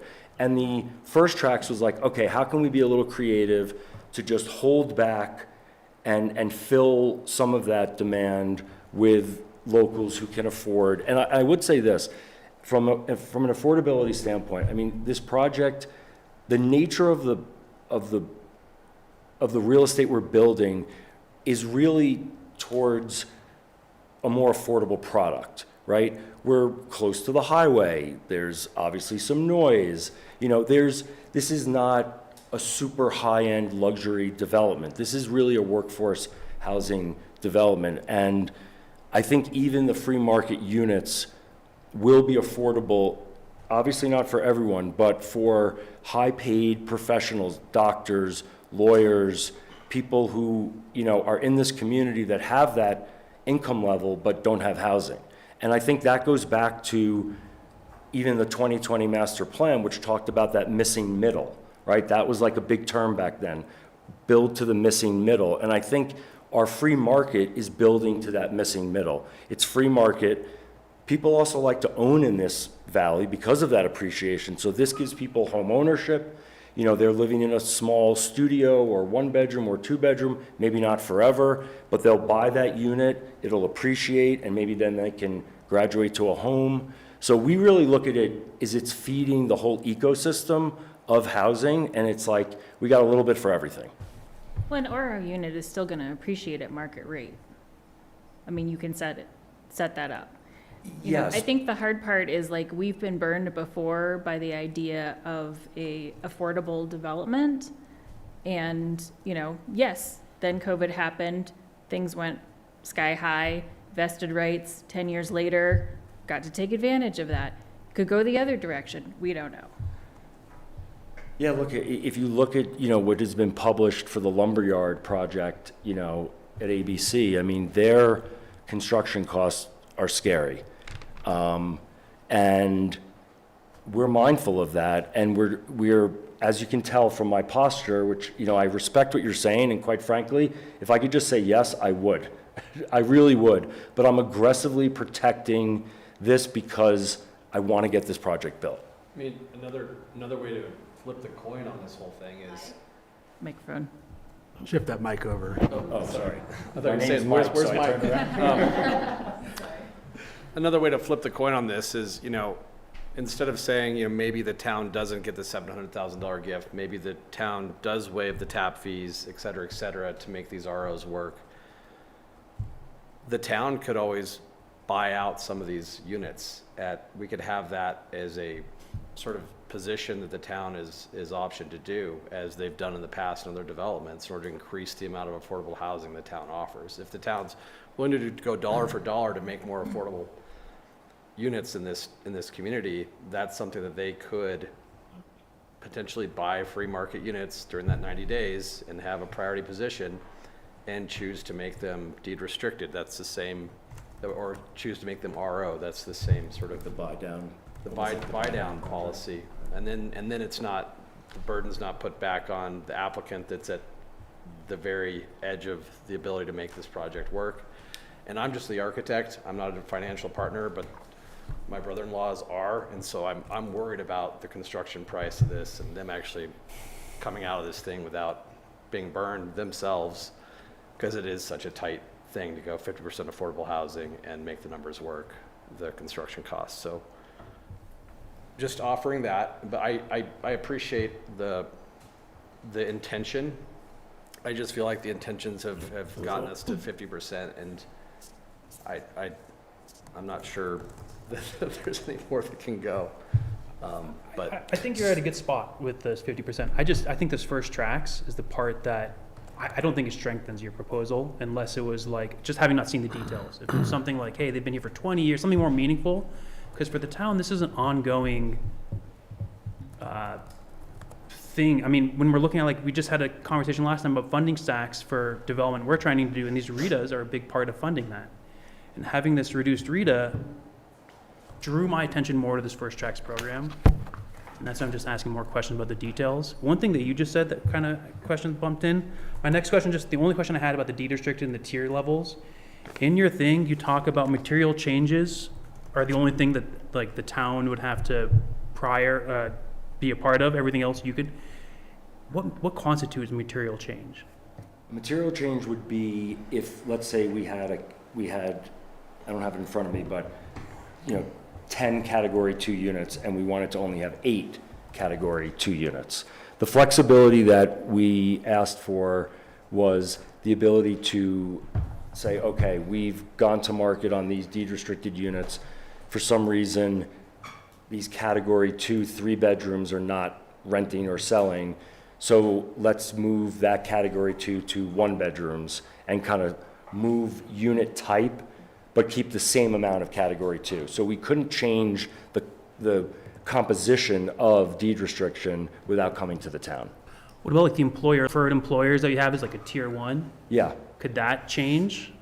Would that No. be a substantial change? No, I mean, right now, the priority list is essentially the same as the town code, except that we added in Aspen Valley Ski Club. Yes. And the Forest Service. Aspen Valley Hospital. And Aspen Valley yeah. Hospital, right. Because they came to us early when we were trying to scrap for ways to get to 50%. And I would advocate for the town of Basalt to be in that employer list as well. So You Jeff, just mentioned like if, It's in, I it's in imagine there. Town of Basalt is a tier 1 already. Yeah. By default. It's in the guidelines. so it's not just what's listed on James, your, James can, no, it's. It lists another, in their list, there's, That's good. I believe our list is nested in there, is that correct? I think we're an essential employer under the community housing guidelines. Is that right, James? That's correct, yes, we're already included in that tier. okay. So we are getting close to time, and not everybody's spoken yet. I'm gonna probably recommend when we get the time that we continue the first reading. I'm not gonna be able to support if we can't get all the counselors to be able to speak on first reading, so. I'll be pretty quick. Angel. I have supported this proposal since day one, and particularly with all of the amendments that you've already made. In my opinion, the applicant being part of the master plan process, it's because it was a near perfect match to master plan intentions. We don't ever see that. There's very little ask other than annexation, of course, from the applicants on the town's part, but a lot of willingness to give as far as bumping up the affordable housing. I think we're always going to want more, but I am personally very aware of financing struggles and the cost of building and all of that, and I can imagine your dizzying projections, because that's the kind of stuff I look at on a daily basis for my job. So I appreciate your diligence and the time you spent. I think it's a well thought out project that has been analyzed for a long, long time. And I see no reason not to support it in this final approval process, personally. That's all I got. Angel, all right. Full disclosure, I've known the family for as long as I've lived here. I've been through a number of projects in, the first deed restricted housing in the valley was developed by this family. It was called Soapers Creek Cabins back in 1983. And I distinctly remember that. So they have a kind of a legacy here, the Wilds, several projects at Carbondale. Full disclosure, I've been in a business relationship with the family, their dad specifically, for probably 35 years or something like that. I don't have any interest in this project other than I think it's a great piece of work you guys have put together. I think the discussion of pulling levers has been had over and over again. There's no public here this evening, so I'm thinking that a lot of those things that were brought up, I like the fact that the exceeds our standard for affordable housing. I think removing the glamping took that feel of it being a tourist destination off the table, made it more local. I like the mix with the hospitality. I think that's a great idea to bring in visitors and guests and mix and engage. I like the passive approach you've taken with the riverfront, because before it was a little aggressive, in my opinion. I hope the $700,000 isn't restricted in any way, that we can use it for general purposes, like buying a unit or whatever it might be. I just think that you guys have done your due diligence. The asset management of the properties that are purchased by people is on the people that purchase the property.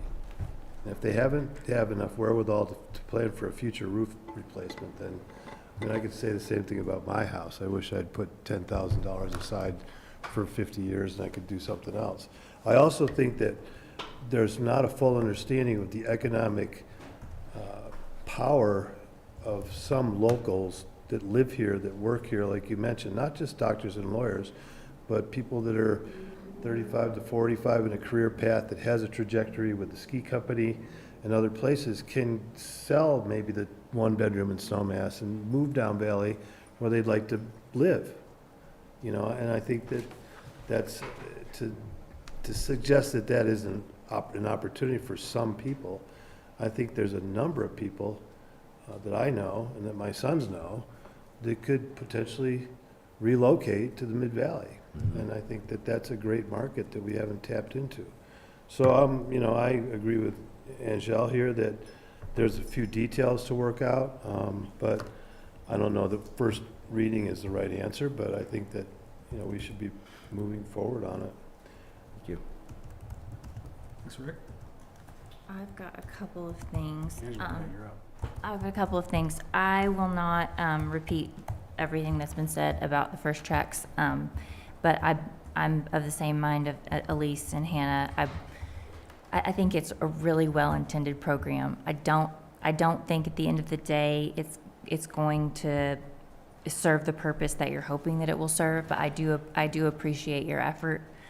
There were a couple of things for me that I just wanted some clarification on. So the hotel aspect of the development is referred to several times in the packet as short-term rentals. And so I want us to all just be really clear that we're on the same page, that it's either it's a hotel product, it's commercial, or it's STRs. Not just because of the fee, but also because I saw in the sanitation letter from the sanitation department that they are saying they have the capacity to service these STRs. And so I want to make sure that, is that a typo? Do they understand what they're committing to? Yeah, it's commercial hospitality. It's Right. not STR. It's lingering because the master plan in the map said STR. So it kind of just lingers there sometimes, but it's not short-term rental. These aren't homes for rent. Right. This is a hospitality product. And I think that your part of the packet made that completely understandable. I just saw other entities referring to it as STRs, so I wanted to be sure Okay. that we're all on the same page there.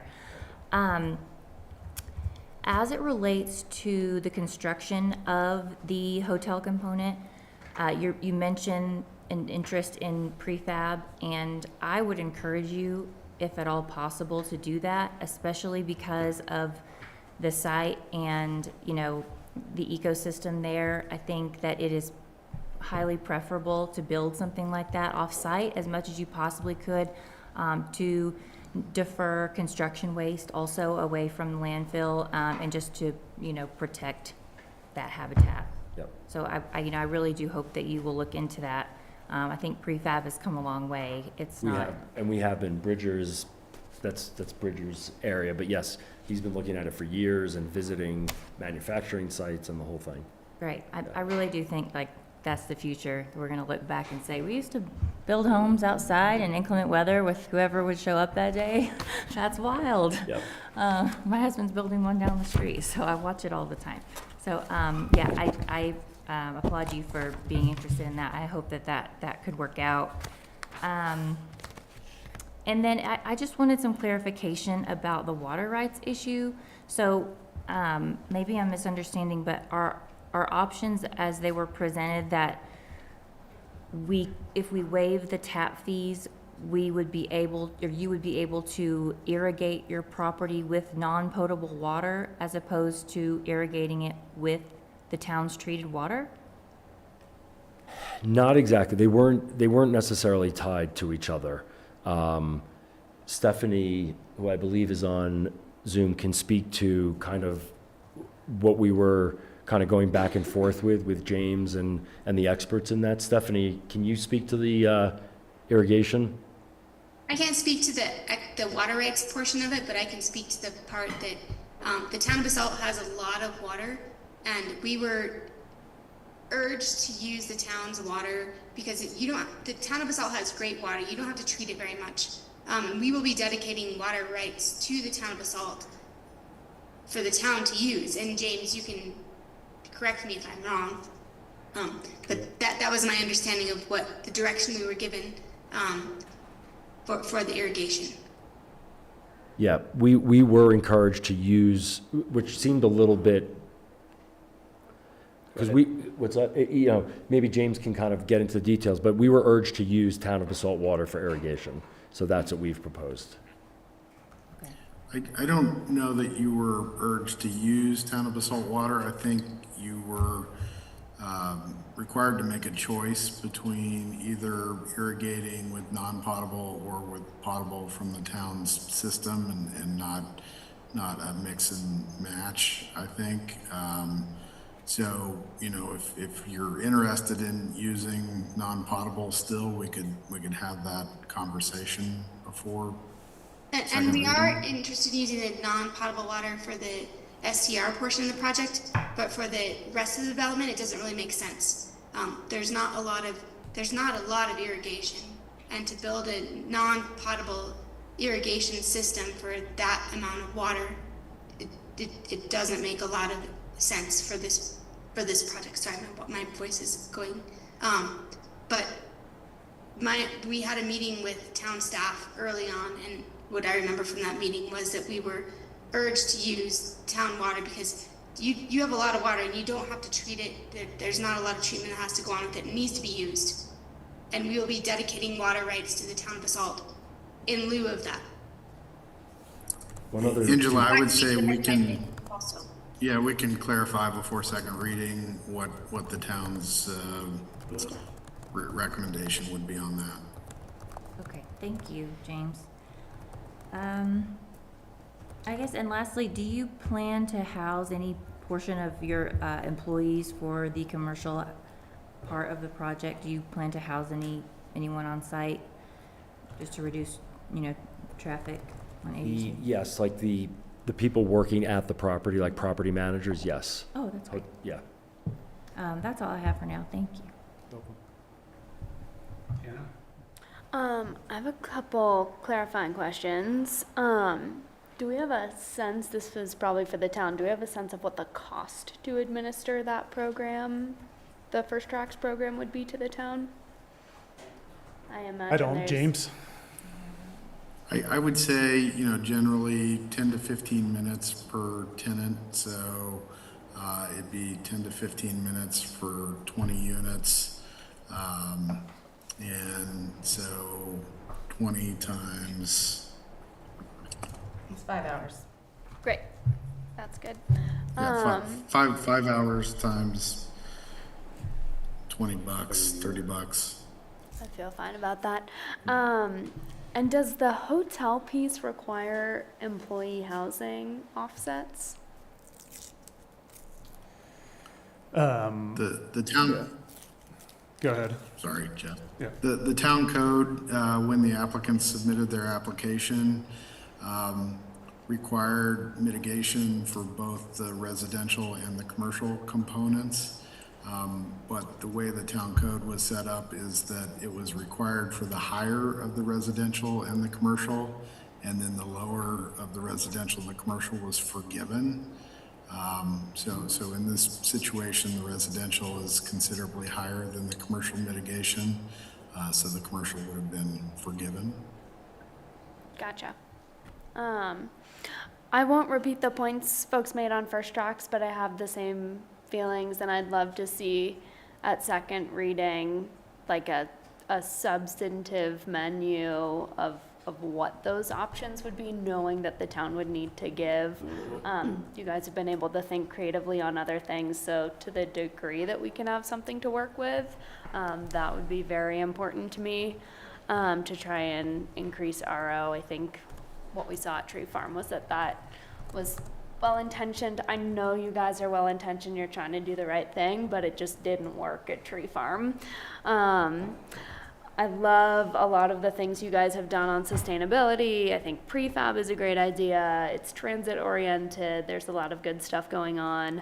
I personally believe that we should be electrifying our buildings, not in the future in 20 years when people are replacing their appliances. But right now, I think winters like this, fire seasons like this have reinforced that we should be acting with urgency on climate. So to that extent, I'd love to see them be all electric, and I feel very strongly about that. I know that you'll have to kind of go with whatever the current sustainable building regulations are, and likely by 28, that's what they will be.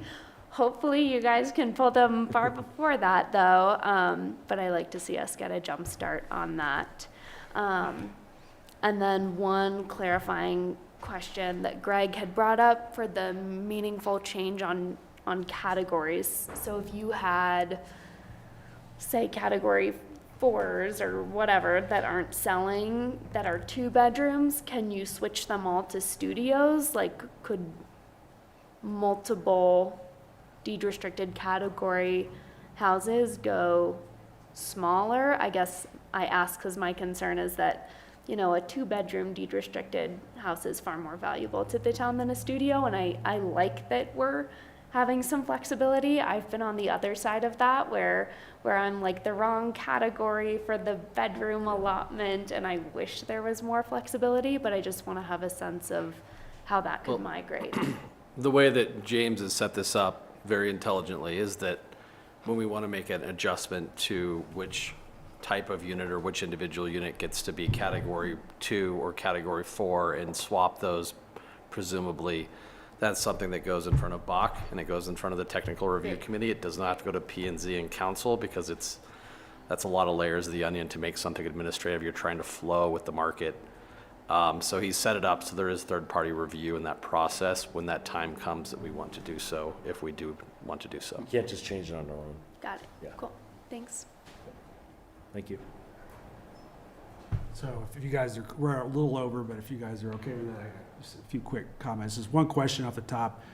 James, are there any other technical items that are outstanding to resolve in addition to what you had listed on that one document in second reading? I know, because I saw Catherine had a letter, and I just want to make sure we're covering everything that's been raised from a technical perspective, or we're going to be. Yeah, the 4 items that I listed were the 4 items that are still out there for discussion and technical adjustment before second reading.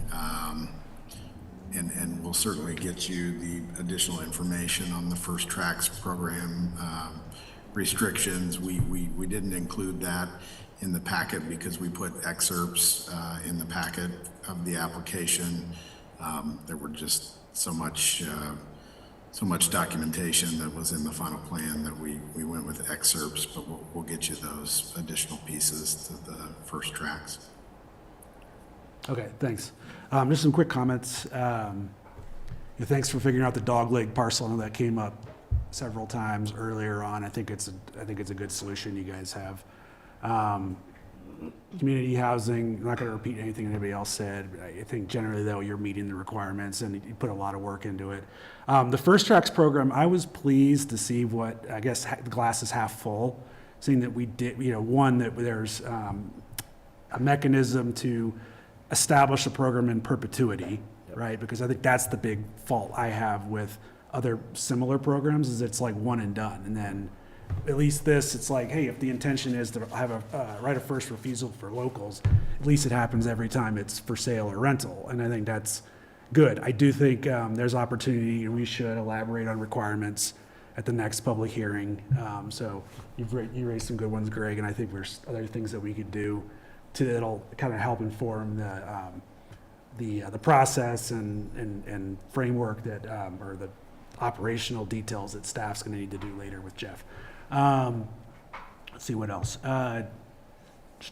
For transportation and traffic, we never really got to it, but that's this option 1, I think, James, you and Catherine recommended, I think CDOT recommended, I'd be supportive of that.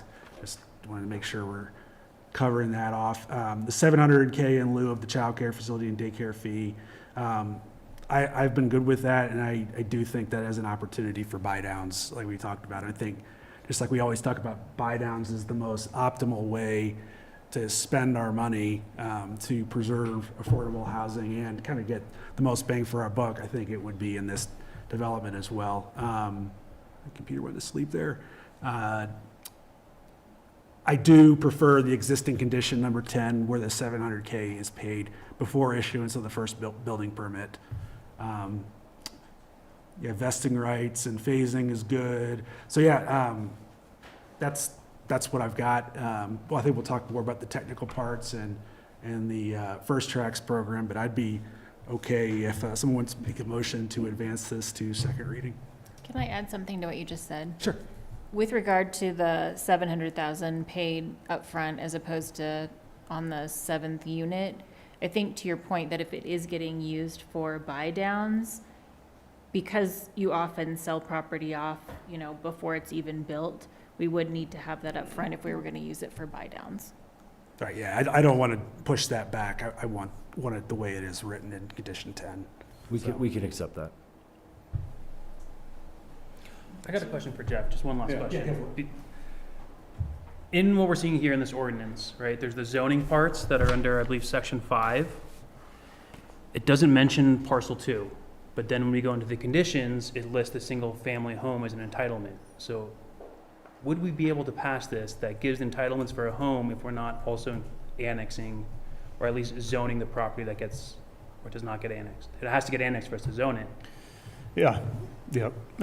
So yeah, when annexed, you're required to zone property within 30 days. So James, the intention for for parcel 2 to, what is the zoning, and or should we, is that an amendment that we need to make to the ordinance then?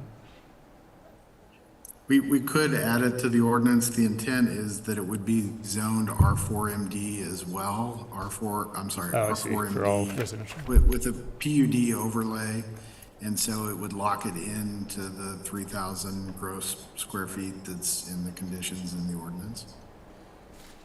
So it sounds like It's just referred to as all the residential properties, which would be inclusive of that one. But they're not in the PUD. The single-family home is not part of the PUD, because in here it says all, with a PUD overlay shall apply to all residential development, but that single-family home is not part of the PUD. It's intended to be part of the PUD as well. And we can clarify Dog leg will be that, in the PUD. make it more That's what clear. we're saying, right? Yeah. Okay, intended to be, that's not what we're seeing right now, right? Just so I'm clear. It's hard for me to see it in real time with you Yeah, of talking, course. so Yeah, I'd be happy to look at it. Yeah. I don't think at this point that we need to No. make an amendment or anything. No, but we- Unless you go back and see something later. Yeah, so we'll take a look at it if you guys want to move it forward, it's something we can take a look at. Yeah. So, first. I'm to like make sure very we get much it in right. favor of moving Yeah, this yeah. forward. I think it's great. This is my first time seeing this. Yeah, of and so course. I just, the other challenge I see, I just want to see a complete packet, because like in this ordinance, it references exhibits that aren't in here, right? And so what I'm seeing here today, I couldn't approve on a second reading, because it's just, I have so many questions that I think would be answered Yep. with that information in there. I think that's Go just for it, getting Angela. everything with the exhibits, with all the deed restrictions as drafted, everything in one. Yeah, and that's why specifically I wanted to ask some of those questions about First Tracks, because You're- that's where I have like. You're just some of playing those catch up. concerns. Yeah. I'm playing catch up. Yeah, we get right? it.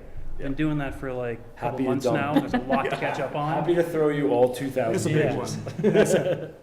No So I'd problem. entertain a motion to approve ordinance number 19, series of 2026 on first reading and set the public hearing and second reading for August 11th, 2026. So moved. Second. Been moved and seconded. Pam, will you please call the roll? Absolutely. Let's begin with Rick Stevens. Yes. Angel Dupré-Bouchard, Yes. Greg Schaffrin, Yes. David Knight, Yes.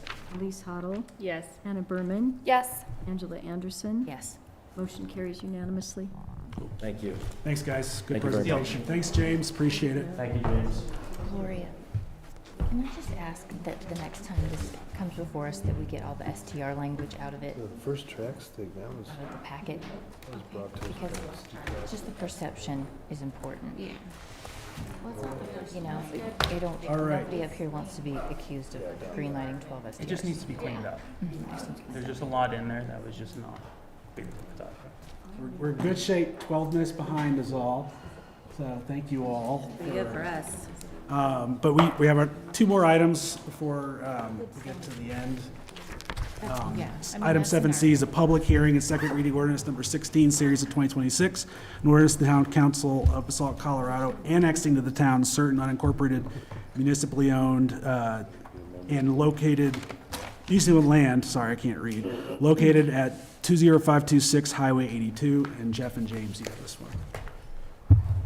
Sure, this is a second reading on two ordinances, one to annex a piece of property and one to zone it. So this relates to the PD Public Works proposed facility. That campus is comprised of two parcels, one that's referred to as the Shelton property and one is the umbrella property. The Shelton property is already annexed within the town. The umbrella property is not. To allow for a more efficient and streamlined planning effort on a future PD Public Works facility, our recommendation is for the council to annex and zone that property now, so then it can be more cleanly planned coming forward to council with a PD Public Works facility. So the first ordinance would be to annex that parcel, and then the second ordinance would be to zone that parcel as P Public. And that's all I have, unless there's any questions. Well, we do have a public hearing to do, so I will open the public hearing at 8:24 to see if anybody has any public comments. I don't see anyone in the room. I'm not sure if there's anyone online, but Gloria is checking. There's nobody online. There's not. They all bailed. And I will close the public hearing and see if there's questions or comments from fellow counselors or a motion.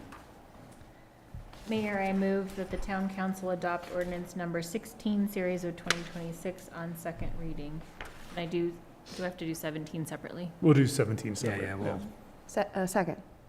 It's been moved and seconded. All those in favor, please signify by saying aye. Aye. Thank you, everybody. And 7D is a public hearing and second reading ordinance number 17, series of 2026. An ordinance of the Town Council of Basalt, Colorado, zoning certain municipally owned real property annexed to the town located at 20526 Highway 82. This is Jeff and James also, and related to what we just spoke about. Do you have anything further to add before public hearing? No. I will open public hearing at 8:25. Anybody online? I don't think so, because it's still 4 participants that I see in the gallery view here. So I will close the public hearing, and questions, comments, or a motion? Mayor, I move that the town council adopt ordinance number 17, series of 2026 on second reading. Second. It's been moved and seconded. All those in favor, please signify by saying aye. Aye. Thank you very much. Next up, we have number 9, which is executive session. There's a motion for it. I'll let somebody make the motion, then I'll explain what comes next and go from there. Mayor, I move that the town council enter executive session for a conference with our attorney for the purpose of receiving legal advice on specific legal questions in accordance with CRS 24-6-402 4B, specifically to discuss updates on town litigation matters, GBM v. TOB, Scher v. TOB, Jensen v. Wright, Shoshone Water Case, 25 CW 3177. Second. It's been moved and seconded. All those in favor, please signify by saying aye. Aye. So we're, folks watching online, we're going into executive session. So the broadcast is going to end here in a moment. Once we finish executive session, the meeting will be adjourned. So thanks for tuning in, and we'll see you all next time.